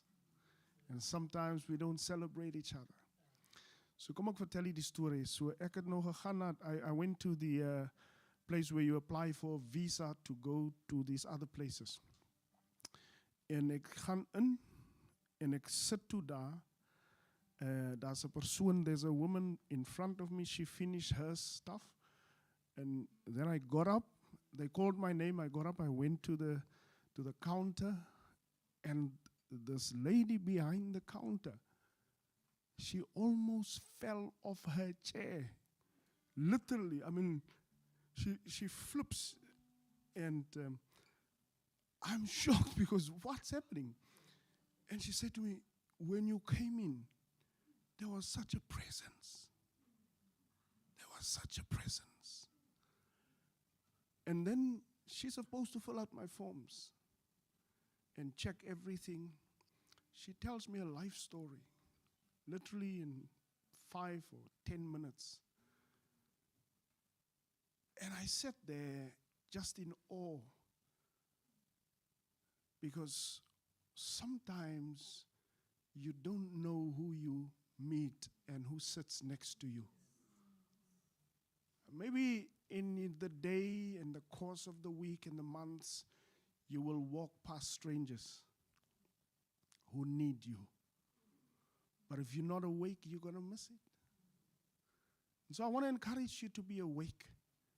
I was awake late one night looking on these machines on social media. I used to work in Ocean View with a woman called Nali, brilliant community worker. And I browsed through a few pages and I saw a complete stranger, absolute stranger to me. But what was fascinating about this person in this machine, whom I've never met, there was this radiance in the work that he does. And what even inspired me more to just scribble and look more for him was he authored a book. Hy het 'n boek geskryf. And I never knew I will meet this man here. The stranger whom I've met, and it's years ago, I think when did you publish your book? It was 5 years ago, 4 or 5 years ago, I bought the book. Nali got me the book. So I have a book of this man in my house. I have the book there, and the other day I met the author. He's an author doing incredible youth work, touching people's lives. And so it's an honor for me to invite him to come and be present with you and to allow His voice to bless you, to allow His Spirit to also touch your lives. So, ladies and gentlemen, Earl, my brother, be welcome. Please come and sit with us. And I know I'll main naam. Stuff. Thank you. Oh, thank you. Thank you so much for the opportunity. I've made it. You've made it. We've made it. It's loud that resonated with me. If you knew me, you would know that I carry a mother wound and a father wound. 44 years old, born in 1981. And allow me just to share my river of life with you. The foundation that was set, the foundation that broke me, that made me, and that have healed me. My mother, a raging alcoholic, completely different person when she's not intoxicated. Lovable, compassionate, a home embrace. But when she drinks, she becomes the savage. So 9 years old, my father have left the house, having witnessed so much violence in my life, in my household. My mother, raging alcoholic, my father, a drug addict. I'm the middle child of 5 siblings, having to look after my younger siblings and protect them, because my older siblings decided there's love out there somewhere, and they left us to our own devices. So 9 years old, my father leaving the house, had another girlfriend, raised another kid. And because I looked like my father, my ma het vir my gesê, gaan slaap daar in die hondehok. Go sleep in the dog's kennel. And that broke me. That broke me because I couldn't understand why my first love treated me the way they did. And I was still navigating life, trying to understand my environment, yearning for the love. Then my father came back. Then violence was perpetuated in our home again. Then I've had to protect my younger siblings.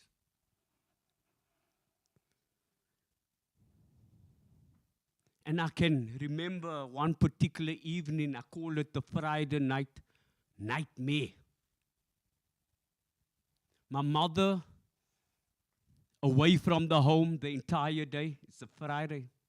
My father away from the home the entire day. Because I know what's going to happen when they get back. Most payday. And I grew up in the flats, 3 stories high. Remember? The flats, the council flat, the apartheid relic structure that's still evident in our communities today. 3rd floor. 2 rooms next to each other. Kombuis, lounge. I'm sitting in my room in the corner because I hear my mother in the courtyard at the bottom, drunk, having conflict with the neighbors there, and it's an ongoing thing. I'm so used to this. And I hear her coming up and having conflict with everyone she encounters on her way to the 3rd floor. And I'm hiding. And she comes in and she shouts my name, "Earl, waar is jy?" Because I look like my father. A reminder of the man in her life that have. And she finds me in the corner in the room with both hands around my knees, sobbing. And she comes to the corner and I can see blood stains and she was fighting somewhere. And she gets my attention and she shakes me and she tells me, you know what? She asked me a question. You know what? And I'm still young, not making sense why I'm being asked this question. You know what? You are not my son. And at that moment, my father steps in at the same time. I'm not sure why that had happened at that time. But this is the foundation that broke me, the foundation that made me, and the foundation that healed me. And this is my river of life. And my father comes in at the same time, having heard what my mother told me. And he shouts from the entrance of the door, that is not my son. He says it too. And my mother exits the room, and my mother and my father is in conflict with each other, and I can see, I can hear broken glasses, knocking of body parts against the wall. But they needed to sober up, and they exit the room. They exit the house. And I'm left alone. And I grab a broken glass and I start cutting myself. And I've tried to attempt to commit suicide thrice in my life. And that is the moment, my formative years, that have broke me. Then I attached myself to hurting people because I was hurting. I became a member of the numbers gang. And I became addicted to cutting myself because that 9-year-old me, that wounded child, still sat with me. Navigating life, searching for love in my life, being taught self-hate. Then I came to a point where I've realized that my role in my own pain is having to understand why my parents have showed up the way they did. Because my mother was forcefully removed from Noordhoek, the place she loved, and I've come to learn later in my years that my mother had been sexually abused. She has a narrative infused in pain and trauma. And she raised me the only way that she knew how. And I've had to come to learn that. And until I knew that story, my story flipped. My father been forcefully removed from Simonstown, a place he loved, uprooted. And he raised me the best way he knew how. And both my mother and my father raised me with untouched and untold trauma. And I'm going to conclude by just attaching my narrative of having to endure so much pain and trauma in my life and attaching myself with hurting people and becoming the hurting person and having to carry the weight and baggage of my parents in order to take that weight and drop it upon the people that loved me. The woman that wanted to be in my space, but I pushed them away because I carried the mother wound and I carried the father wound. My life changed when I compared my story to a scene in The Lion King. I'm not sure if you watched The Lion King. Anyone watched The Lion King? Okay. So there's a scene in The Lion King where the kingdom has fallen. And Scar rules from Pride Rock like a tyrant. And the darkness have descended the Pride lands. And all the animals lives in grave fear. and the hyenas have ripped the life from the land. But on a quest to save the day, the young lioness, Nala, embark on a journey to look for the true king. And who's the true king? Simba. But upon finding Simba, the so-called true king, she finds a childish, whimpering young lion who do not know he's a lion. Right? He'd rather be comfortable playing with his friends instead of taking up the responsibility as a true king. Follow me here because it's aligned to my story. And I'm hoping that it is aligned with yours as well. And she finds Simba. But at that moment, something profound happens. The wise shaman baboon appears. But let me just take you back to my story. How God have revealed himself in the turning points in my life. Who he allowed to show up in my life in order for me to either learn or reject. And the wise shaman baboon appears and something profound happens. And young Nala and Simba, curious, they do not know who this person is.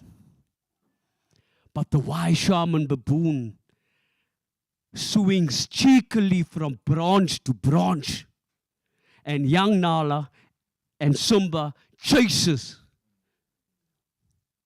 after the wise shaman baboon. But they come to a screeching halt. They come upon this mysterious lake. You remember that?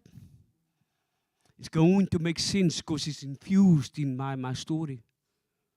They come to a mysterious lake and something curious happens here. The shift happens. And the wise shaman baboon points to the mysterious lake. But Simba's hesitant because he's too afraid to step into the unknown. But he eventually does. And he approaches the lake, he looks down, but nothing happens at first.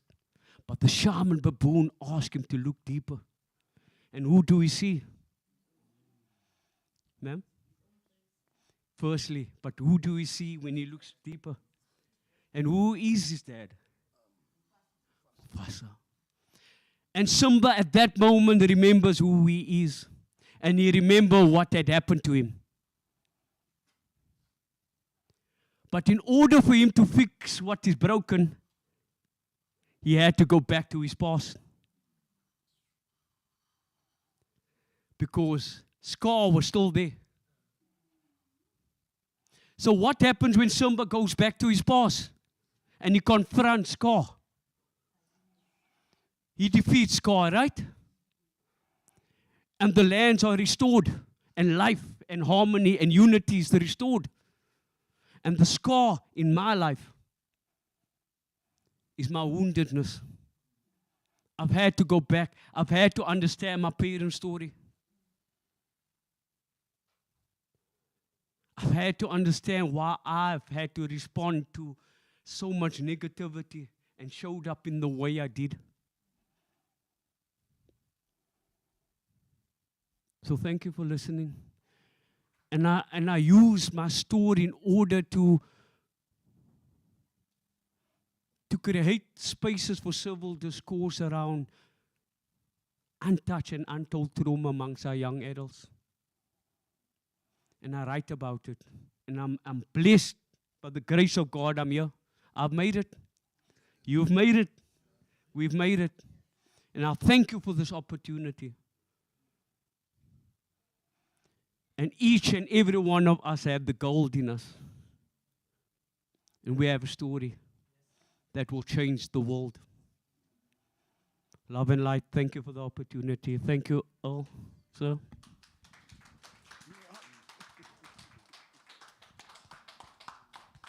you so much. Appreciate you.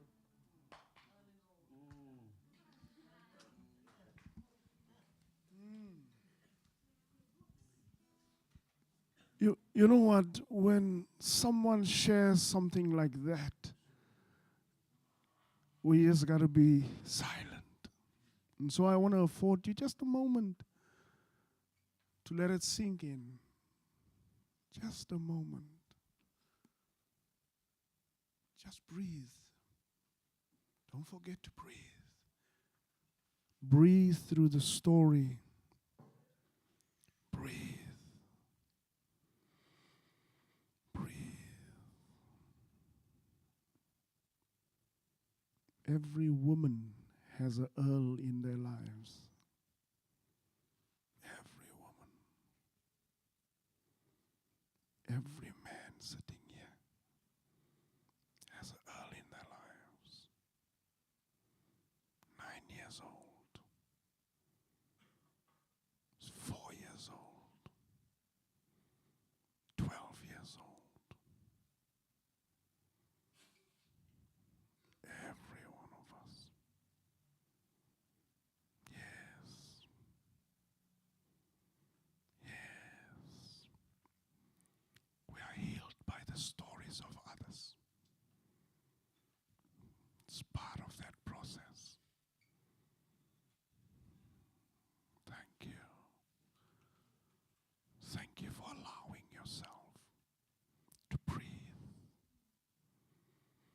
Thank you for allowing yourself to breathe. And maybe you don't have this wound. Maybe there's someone at home who has a wound that you remember. Breathe for them. Breathe the story of Earl for them. Thank you. Thank you. Thank you. Thank you. Thank you. Special. Special.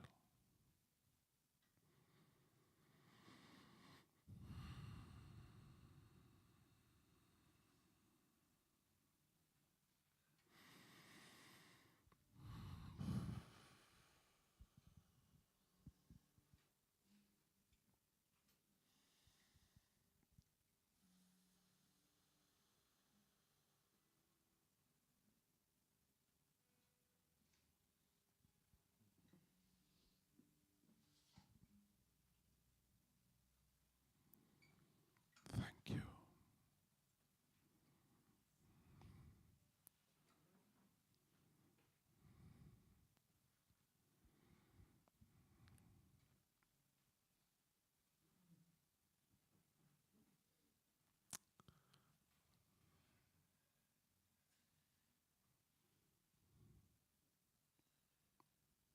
Thank you. Let's breathe. Breathe. Let's breathe with our sister. Breathe with her. Just breathe. I know you're not used to this. I know you're not used to breathing, but let's breathe with her. In through your nose and out through your mouth.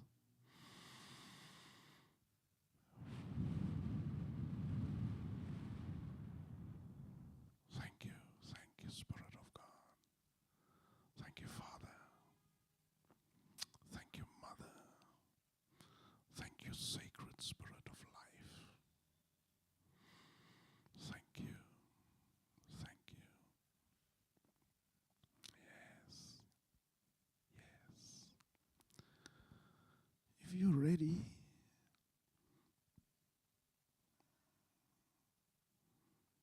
then I'd like you to, if you have a hand that's loose, just touch the person next to you's hand. Hold their hand. Relax it. Relax it and hold each other's hands if you can. And try and send your most beautiful love to each other.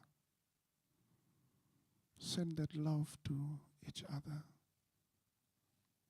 Send that love to one another. Send that love to one another. Now I want to invite you to send that healing to each other. Send that healing to one another. Send it, send it. Thank you. Thank you. Now I want you to send new strength. New strength. Send new strength. That's how we carry each other. With love, with healing, and with strength. Geloof, hoop en liefde hierdie drie. Thank you. Thank you. Thank you.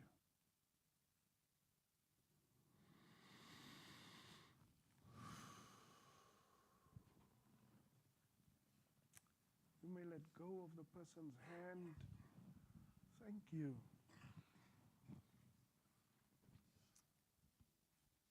You know, when I grew up in the Congregational church, very stable church, and then I became a Pentecostal pastor, and we used to scream and shout.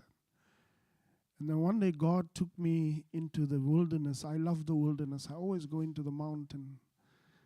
And he said to me, sometimes you just got to be quiet. When you stand behind the pulpit, you sometimes just need to be quiet and allow God to speak to his people. You don't need to say a word.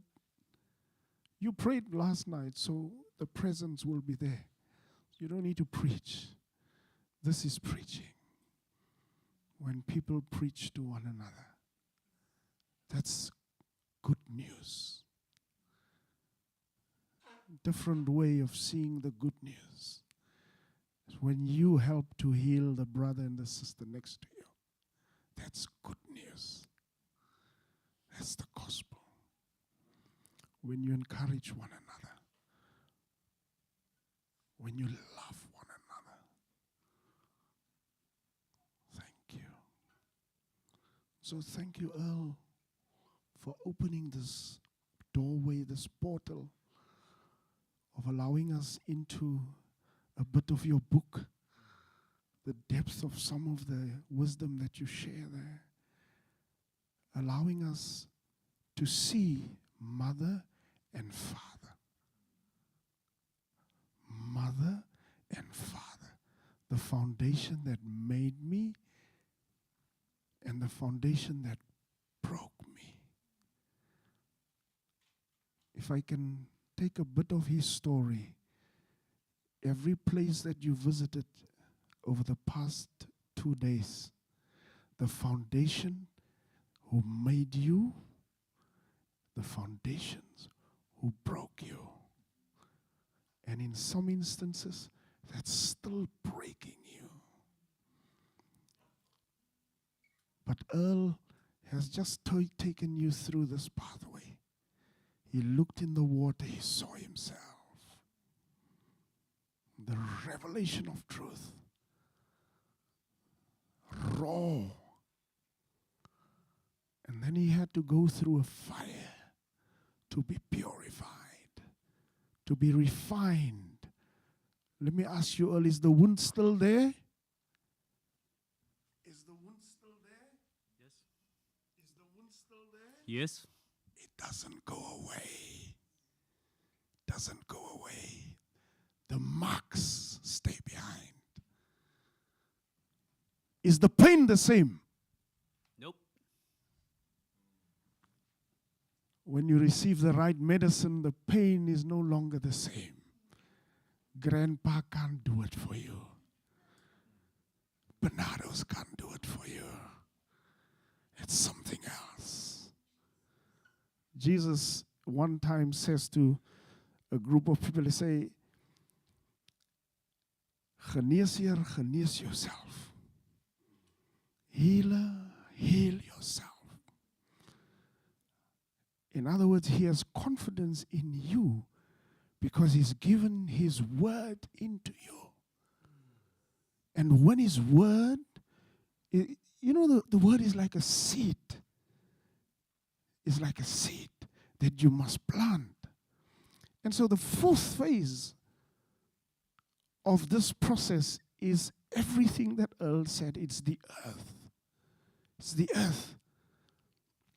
When you go through the water, when you encounter the fire, and when you receive the message in the wind, there's another stage that you have to go through, and that is the soil, the earth. The earth. It is only when you encounter the earth that you can stand squarely and solidly on your feet. What do I mean when I say these things? All of us has gone through something in these past few days. Some of us, or all of us, have received some new insights, new wisdom. But here's the challenge that we oftentimes face. We don't go back and plant those seeds in other soil. There are people who are waiting for you to plant new seeds and new wisdom. And the earth, the mud, which is this being of you, the earth that you're living in, this earthen vessel, when it receives new light, it is oftentimes through the cracks of your life that the light shines. And so you have to share the wisdom of those cracks, especially if you're on the way to healing. Especially when you're on the way to healing. And so in our traditions, when you come through the experience of listening and you hear something, there are three things that must happen. There are three things that must happen. Number one, you have to be reconnected to the land. Okay. So you have to be reconnected to the land. Why? Or maybe I should first say this. So rites of passage, the transitions that you go through from age to age, you grow up, you are 10 years, you are 15 years. My son is turning 12 years, and we are not Jews in our traditions. When he's 12 years old, I take him into the wilderness. So December, before I go to France, I take him into the wilderness with 7 of his friends. And in the wilderness, we speak to them, we play with them, we sing with them, we dance with them. While we do that, every game that we play teach a lesson. 3 blikkies leer 'n les. Those of you who know the old games. But you thought it was just games. Now we don't teach them 3 blikkies and rounder. Do you know rounder? Where you make the 4 circles on the ground and a big circle, and then you run from this and you must see if you can throw the other one. All of these games, it actually has very deep and profound messages. And so we take them out, spend time with him. I don't have the right to teach him. I can just observe. I can just be present. Okay? And so as we do this, he then experiences lots of things. And one of the things that he comes back with is a vision. I can assure you that. Every one of us that has gone this journey came back with some vision for life. Something that we want to do in our lives. Okay? Something that we want to do in our life, but the playfulness will always be there. It's part of the stimulants. And you'll see what Rafiki looks like. You know Rafiki that Earl speaks about? He looks ugly. Did you ever see that? The baboon. Baboon doesn't look nice. He has, and when you go and see these things, you always look to their strange backsides. They look funny. But for the curious one, for the one who's really curious and interested, they will want to figure out, why is this thing looking like this? What is this? And your child will ask you, Mommy, what is that? What is that? Look at it. And you, like, as a big adult, no man, leave this thing. The other day, this boy on these machines that we look, he goes to the horse, and the horse just pee. And the boy asks his mother, Mommy, look at that thing. What is that? the mother's saying, no, it's just a thing. She's in the most beautiful voice. No, it's just a thing. He said, no, but what thing is it, mommy? And the poor mommy is under pressure. She said, no, don't worry about it. It's the thing. It's a thing. He just pees. It's a thing. And the boy is curious. The boy is curious. And the young woman sitting in this room, they also get curious. You know, there's a time when boys and girls play together. Huh? But then there's another time when girls, they don't say anything. They just stop playing with boys. Did you ever notice that? Do you know why? Do you know what? You got to tell me now. Why? Give me an age. When do girls stop playing with boys? Huh? 10 years old. What happens around 10 years? Okay, the forbidden fruit happens. Yes. But something natural happens. Something very natural happens. They start menstruating. Or, you know, girls get these small things. What do you call these things? Oh, boobs. They get boobs. But it's painful. And so, you know, they can play, small people can play rough. But one of the reasons why they withdraw is because the natural growth process, it's a bit painful. Also get glands, and it's painful, okay? So natural growth that occurs in anybody's life was teaching us then already. When you begin to grow, when your heart grows, you're going to have pain. Pain is normal. Did anyone die because their breast was sore when they were small? No one died. Did anyone die because the glands was too sore? No, it's normal. It's very normal. So I want to leave one thing with you in all of this, this one thing. Remember that you will cry all the time. You're going to cry again. No, you're going to cry again. Ma'am, you a visitor today. Can I put you on the spot? How old are you? 65. Did you stop crying? No, I'm still crying. 65 and I'm still crying. How old are you? 28.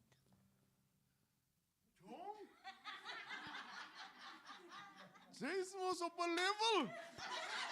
Yeah, my God. Yeah.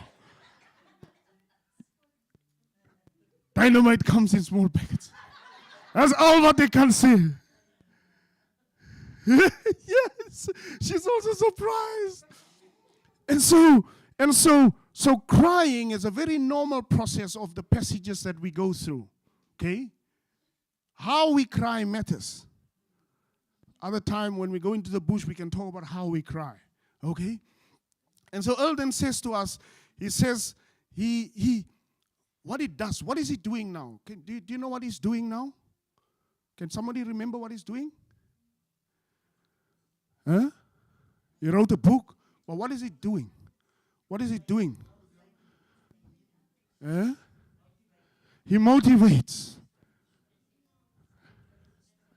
He's expressing his feelings. He's telling his story. Why is he telling his story? To encourage people. Anything else? Why are the men so quiet? He's mentoring young boys. He's mentoring young boys. Every seed that you receive needs to be planted in the soil. And so when we go through these processes, this is, you won't experience it nice here. You must come. Let's take you through the journey. When the sand comes, the sand is the fourth phase of the passage that the indigenous go through. And when the sand comes, it is inviting you to plant seeds. Why? Why is it necessary to plant seeds? Not in yourself, to plant it in someone else. Why is it necessary? Why is it necessary?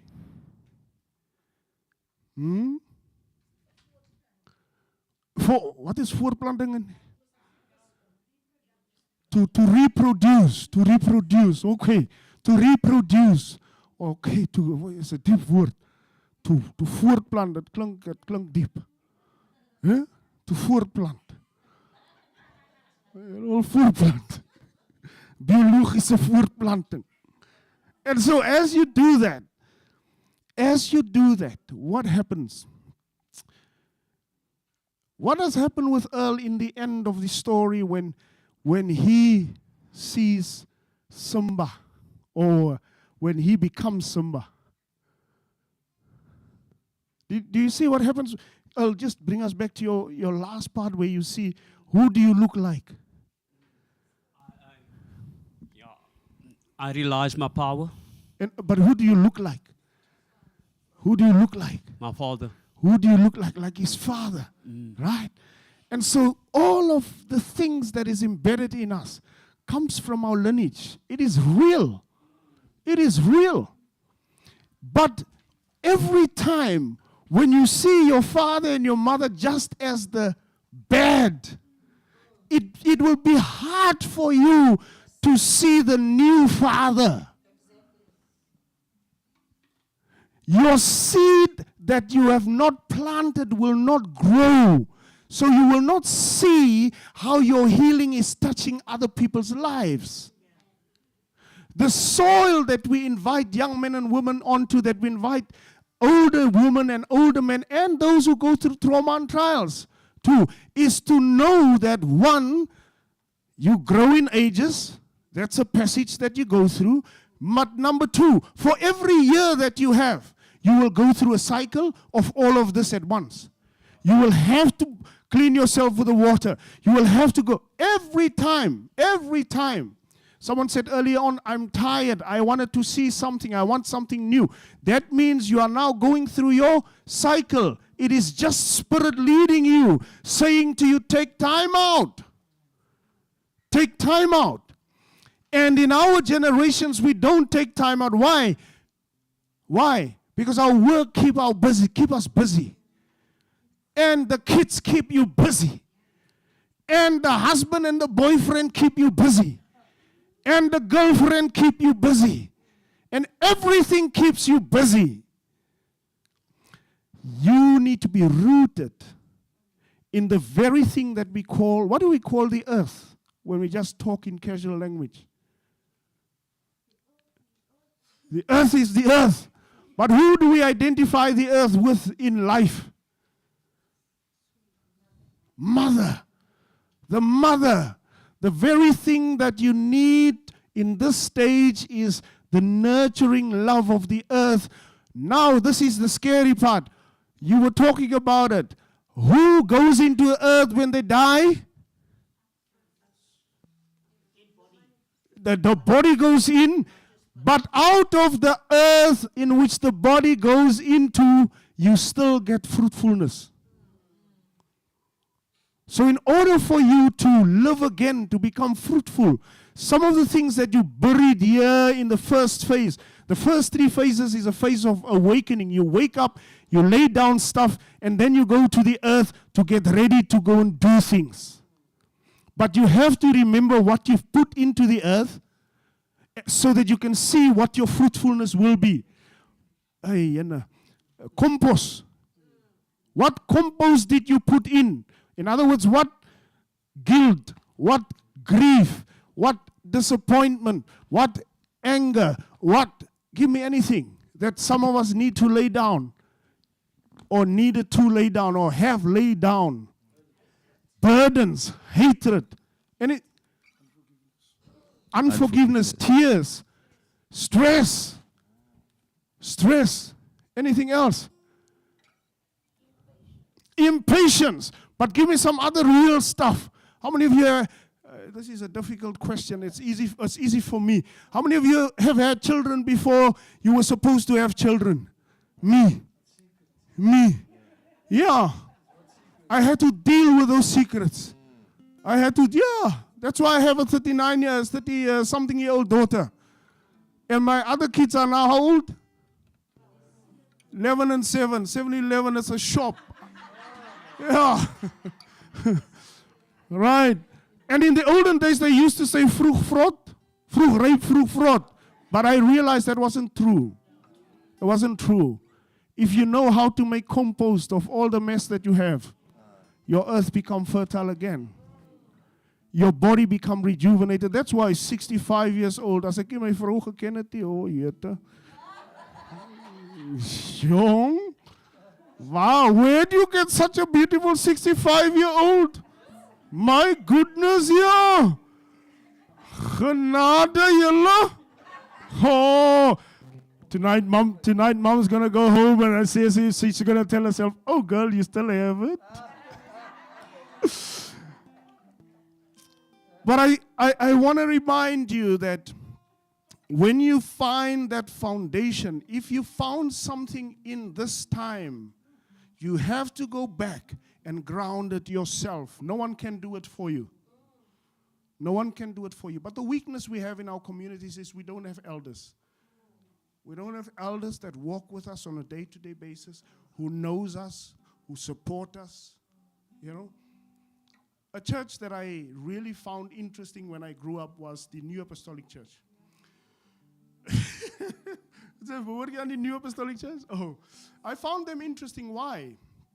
Because they send their deacons out on a regular basis to do a health check, well-being check. And they give food to their people. They organize jobs for their people. They organize. So that is a system that they have built. Why? Because when they were blessed, they created something in the earth. They created something in the earth. Anybody who doesn't create, and you've seen Sean. Sean went out and created something. Earl went through the trauma, he created something. And every man, Edward, you've listened to Edward's story this earlier. Something happened, and he sings. That is the medicine. Ask him if he's still poor. No, don't answer. The point that I'm making is the earth is the invitation for you to plant what you need to plant so that it can begin to grow. So, for example, the person who went through the trial and trauma of mother and fatherhood, what does he do now? He becomes a father, a mentor to other young men. Do you understand that? The woman who has gone through the shelter, the trauma, the brokenness, what does she do on the other side in her older days? Some of our women become the people who plant the gardens. In our communities, we have community gardens. Most of it is run by women. And in that way, what do? They nurture their life soil. And as they're nurturing their life soil, what happens? They become a blessing to other women. And they cry over that land, so that the soil can always be wet. And instead of now the mess, it is a mess that feeds the nation. So you got to learn how to take your trauma, how to take your trials, how to take your tribulation, and work it into your ground, your body. Work it into your ground. That's the invitation. Okay? Elizabeth, do you know Elizabeth's story? Do people know your story? Okay, so, but the end of her story is she becomes one of the most Mama Africa type women. She travels the world just telling the story, just telling the African story, telling the African story. Because the African child has been abused. The African child has been violated. And she came through it. She saw her mother, she saw her father, she saw her other mother, she saw all of this, she saw her siblings. She became a social worker. Perhaps she wanted to do something good. Why? Because I understand my pain. My pain didn't kill me, it became my power. I went to plant it. I went to plant it. And the fruitfulness of that earth is what is blessing us today. Do you understand what I'm saying? And some of you may have stood back in the days of apartheid, the elders sitting in this room, maybe you stood at the door or in the line and they kept on pushing you out of the post office line so that a white person can come in front of you. Have you seen that? Or you go to the municipal offices, you in the queue, and 5 Buddha comes and they go stand right in front and you must now wait for another 20 minutes. Have you ever feel that? Yes. You hear the story of Papa Horn, walk on the left-hand side. Boer comes, you must go to the right-hand side. The Boer comes now, where must I walk now? Because I'm on the right-hand side, he comes there, I must go to the other side. But on the other side are also white people. I must go walk in the middle of the road where the car must knock me over. Wake up and smell the coffee. The confusion that the mess has caused. But what is it that he does in the end? He gives birth to this. He gives birth to this. Gives birth to this. He gives birth to this. Okay? Maybe you have been undefended. Nobody fought for you. Nobody cared for you. And you saw yourself in the light and you realized. Some of you are angry sitting here. You are angry because life doesn't treat you nice. You are angry because you must see yourself in the water and then you must let it be purified. That anger need to be turned into justice so that you fight. Become a lawyer, especially you young people here. And you're not too old to go and study further. Yes. No, you're not. How old are you, sir? 75. You can still go. Elder. Yes. Come on. Child. Yes. The 7th of November sal sy ingesweer word daar by die Hooggeregshof. Oh. Yes, my pastor husband. She makes a point. Listen to the point. Husband.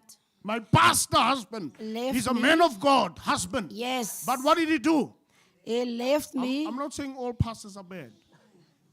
He left me 25 years ago, pregnant. 4 months pregnant. The eldest daughter was 11 years, and the boy was 8 years old. And that child, she's now preparing for the 7th of November. Wat sy storie weer ingesweer? Nee, to be sworn in by die Hooggeregshof as a admitted attorney. When injustices become too much, perhaps you called to turn that into justice. And so, if you don't learn how to work the soil, there's processes that you must go through. If you don't learn to do that, what will happen? What will happen? You will just go through the cycle all the time. All the time. And you can't understand why am I crying all the time. It's because you never went into the fourth phase of your life. You've been stuck. And this happens in churches many times. How many times? Is there anybody in this, I'm going to say church, is there anybody in this place who has been converted 2 times? You backslide and you come back. Put up your hand. Don't put up your hand. But that becomes the cycle. You know? You go up, you go down. You go up, you go down. Yes, the rand and the dollar. Because you've never learned. And so there are ways that we can help and support you in the 4th stage of your life to work the soil, to work the mind, to work the spirit, to work the psyche, to help you, There's a reason why our elders have taught us you must learn to make the oil yourself. The oil that you had yesterday, I had to learn to make it myself. When I got the fragrance the first time, I said, this is nice. This is nice. En nou moet ek vir julle 'n Bybelse woord gee. You don't sell off your oil. And if you sell it at a high price. The anointing that you have received, you should never undermine that. Never undermine that. That's the 4th phase. And so I'll take you through tomorrow through the 5th and the last phase. And I really want to invite us to go on a wilderness experience, 4 days experience. You go out away from your home. And then I take you a little bit deeper into some of these things. Nothing funny things. No. Really just encountering God in an authentic way. Away from all of these things in nature. Where you're close to God. Away from your cell phone. Here, maar kan nie sonder my cell phone bly. you'll see how it feels when you come back. So that's the invitation. Earl, thank you for allowing us to enter that space with your story. Incredible, incredible. Is there any questions or comments that you want to make to Earl? There's one. If we go to the wilderness, are we going to have to wear velletjies?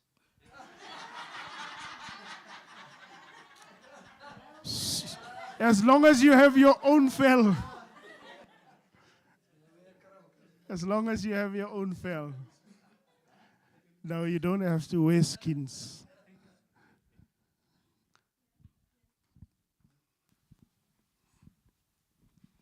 Thank you. I just want to say thank you to Earl for his story. What it means to me, what it's saying to me, and also the compost. Sometimes men are so afraid to tell their story. And today again, it has been shown to us that, you know, that phrase that says, men don't cry. Yes, we do.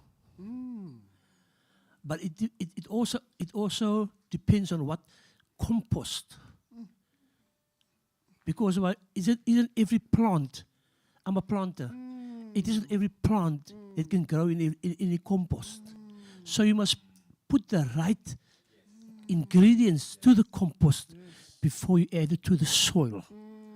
So sometimes, you know, things that our back, our past, we don't always allow ourselves to open up and to tell our story, what really happened. And we withhold that story that could have healed someone else. We withhold that story from everybody else.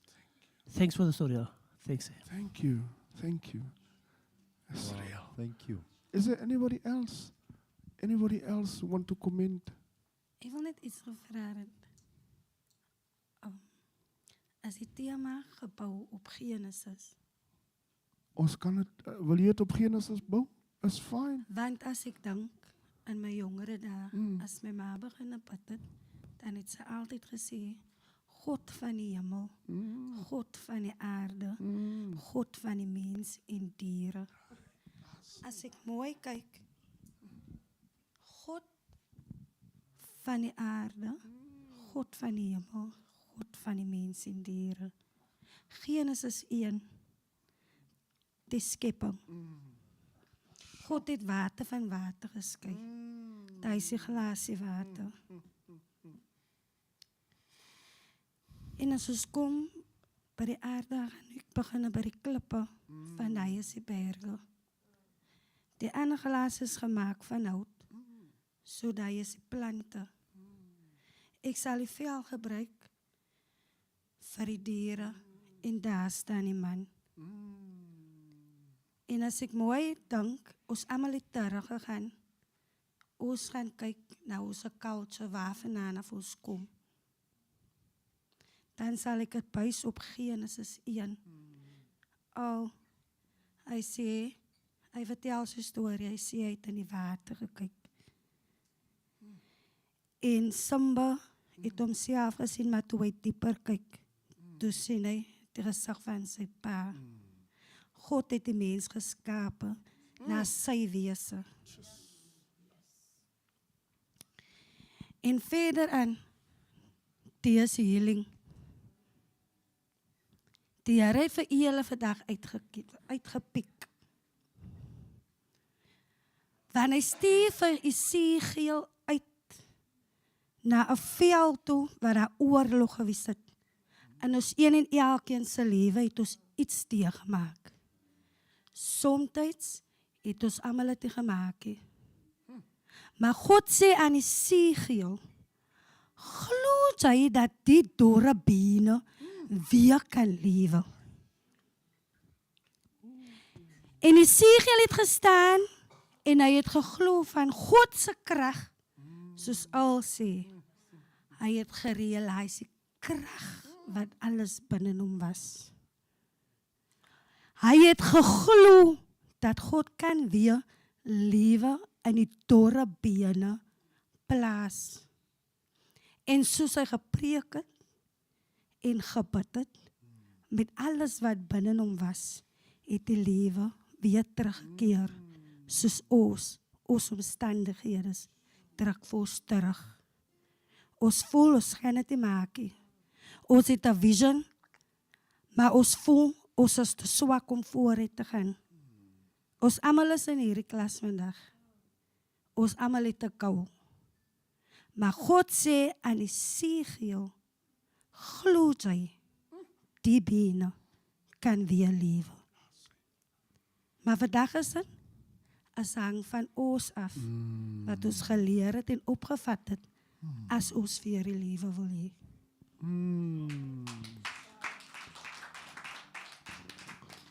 So Elizabeth, Translate for us. okay. Okay, I'll translate. So what she spoke about was, and I'm going to summarize, okay? She was moved by some of our stories through the time, and one thing that stood out for her was the idea that, is this a Genesis 1 moment where creation is birthed? And she begins to look at some of these symbols, and she says, there was water, there was animals, there was earth, and so forth and so forth. And she finds it extremely interesting because it sounds as if this is how a mother used to pray. A mother used to pray to the God of the heavens and the earth and of all the animals and so forth. And she takes us on that journey, inviting us to journey with her, suggesting to us, then bringing Earl's story in, how he sees his father. She says, possibly, is this possible that we are created in the image of the Creator, the Father that sees the Son, the Father that's in the, or the children that's in the image of their fathers? And so she takes us on that journey, really just taking then us on a journey, another journey to Ezekiel, saying that there were dry bones, and asking the question again, can these dry bones live? And I think she lays the foundation in the end to say to all of us, these bones can live, but do you believe it? Do you believe it? You know, and I think that's what she's invited us to grapple with, Yes, thank you. Yes.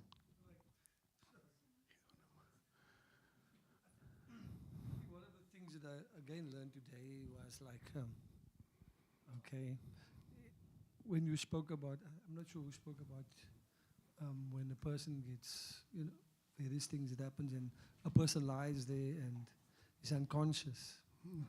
And I think I remember one day I was speaking to a lady. She was, I'm an ex-cop. I'm speaking to a lady, and I need to take a statement of this lady that she was raped.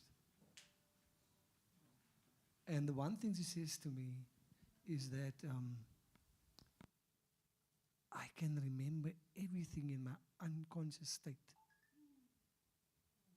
She said, while I was unconscious, I could visualize this person.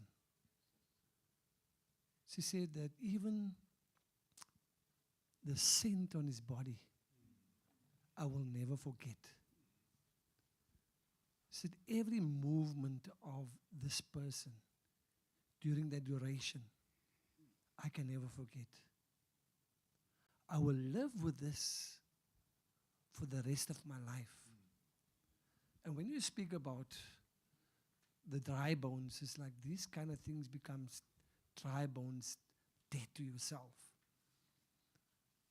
But I think we have an opportunity, and I think that's why I'm here, that when a person lies there as a cop, I would go there to a scene where a person was knocked over. And the very first thing that comes to mind when you're there is to find out, is this person dead or alive? And then I think someone mentioned it now, that you got to literally, it was Elizabeth said, her sister, because she's a nursing sister. The first thing as a cop, you go there, you find out, is this person still dead or alive? And yes, you don't really go for the pulse. You actually go and open up his eyes, what she said. Because you want to see through the eyes of that person. Give that person an opportunity to see the light. Experience that light. And then you say to the person in his subconscious mind, listen here, you are alive. Because in his subconscious mind, he hears you. But if you don't speak life into him, if you don't tell him that the ambulance is coming, if you don't tell him they're on their way, help is on its way, So true. that person will think So that he's dead. So true. So true. That even a person that, because this is what happens in the subconscious mind, is that it's like you said you like making food, yeah, the cook's family. And when you make food, you do all of the preparation, like what's done here. And then you put the lid on it. And this is what happens in our lives, in my life also, that you become suppressed. But until the day when it boils over, like what's happening currently in our streets, the bloodshed is like a bomb. If you overload it, it explodes. It causes destruction. And all we need to pray for, because the Bible says pray without ceasing, that God will open up our eyes. And when you spoke again, I said, oh my word. It's the third time that you're saying to me, skrik wakker. Because skrik wakker beteken, maak op jou oor. That's what I'm fighting for that person who was knocked over. Because if I can have him open up his eyes, I know that he will live. That's the only thing that I need to do. I cannot save his life. I'm not a medic. And when a medic arrives, he says, but there's life. But what does he do? The first thing that he does is he says, okay, let's breathe something into this person. And when you mentioned that, and then I realized I need to say this. From the day that we were born in the Garden of Eden, Adam received the breath. And we have that breath that we need to speak that story. I looked at the pictures out there. When they drew that thing, I said, yo, was it dik lippe wat hy sien?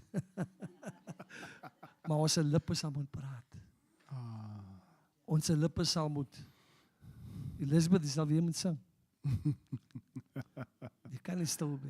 It's like, there's this slogan, she knows the slogan, break the silence against domestic violence. But in Parliament, we are told to have a minute of silence. How ironic. How ironic that we are told to be silent when it comes to God's creation. God's creation. We are told no more to say the Our Father prayer. But one man recently stood out for me when he bowed his knees in Parliament. Judge Moching, and he prayed. And that's what's supposed to ignite us. The breath that is, we prayed there in that Parliament. And if we don't listen, it wasn't long. God burned down with fire. God burned it down. And you're right when you say that, because what did they use to use? What did they use to the flames? What? Yes. Water. Yes. God wanted to show us that He wants to cleanse this country. And they had to dose of that fire. And I don't know what happened to the crazy guy. Don't know why he did it. But sometimes crazy things happen. Mm-hmm. Mm-hmm. Mm-hmm. But I'm so inspired through the things that I've learned. I came here to learn something, but I've been surprised. Thank you. Thank you all for your story. Thank you. So we want to go home now. We want to go home. Sometimes it feels as if we can just stay. Lay on the mat and stay till tomorrow. But the secret is that you need to learn how to carry this with you into the real world. That is what we're going to have to help with. How do we take it and actually do it in the real world? That's the most difficult thing. Okay? And so really, that 4-day experience, it will help. It will help. As we draw this to a close, I think we started off early this morning remembering things of yesterday. And then we came back to each other and we felt each other, the love and the care amongst one another. As we did that, we eventually went into the stories of other people who has experienced the transformative power of their own pain. But they say it was the presence of this sovereign creator, this being, God, that has always been there. You saw how pain has been transferred from mothers to fathers. We saw how state of mind reminds us that even young people has a powerful message if they can just be afforded the opportunity. And so we have now a responsibility to begin to do what Earl invites us to do, to go and look in the water again and to see who we truly are. When we refine ourselves, we need to listen to what is the Spirit saying to us so that we can go and plant. Go back into your communities and share your experiences with them. The more you share that, the lighter your burden become. But more so, the more impactful you become in your community. Tomorrow we'll close. Are we closing tomorrow? No, it can't be. No, it's a wrong. Really? Wow, 4 days. 4 days. 4 days. The 4th day was the resurrection. Die opstanding. Afgesterf en 3 dagen opgestaan. So thank you very much for coming. But instead of me saying thank you to say thank you to yourselves, I want to say, I can't even speak Afrikaans and English anymore, but I'd like for you to take a moment just to say to 2 or 3 people in your vicinity, just say, look them in the eye and say, thank you. Ashwin, I appreciate it. I appreciate you.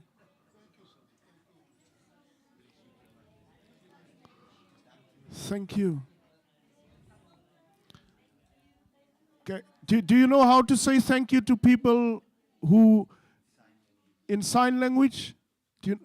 Can you please teach us how to say thank you in sign language?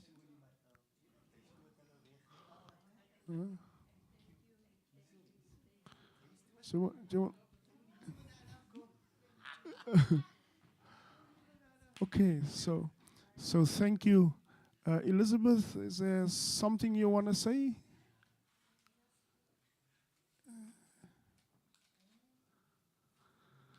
I think I will let what I want to say, leave it over till tomorrow. All right. Because I think everything was beautifully done. Okay. Yeah. I'll Thank just you. hand over to Ashwin and you. Ladies and gentlemen, thank you very much. Don't worry, it's gonna work tomorrow. It's gonna work. It's gonna work. It's gonna work. Ashwin, you wanna name why the politics of calling each other ladies and gentlemen. We must talk about the politics of that so that we can help each other to shift. Then you will maybe begin to shift. I'll name it tomorrow. I'll name it tomorrow. And then, so brothers and sisters, friends and family, we meet each other tomorrow, same time, same place. From 9:30 onwards, we'll have our tea and coffee for you to have, and then by 5 to 10, 10 to 10 to move inside, and then we gather here on, Go well, be safe. So, just one more thing, sorry. So there's two pieces of administration. One piece of administration that we did not do this morning. That was the evaluation of yesterday. And then there's also the evaluation of today. So we're going to have to do that probably in the morning, or if there's some of you that feel you want to maybe take the form with you and you can bring it back tomorrow morning, that would be helpful. So what shall it be? You want to take it home? Yes. Okay. Yes. And then so you that do would like help. Earl, That would you do just like- help the process. You do like actually. Earl do. You go away, but you come back. Nah? Went away, but not to stay. You coming back again. Yes. So what I'll do is I'll hand out the first, and then And on second. top you will see day 1, day 2, and day 3. You will have there as a guide, and so we'll take it from there. Ladies, friends, family, loved ones, brothers and sisters, go well, shake hands, and be friends. So tomorrow we'll have some music and final, reflections.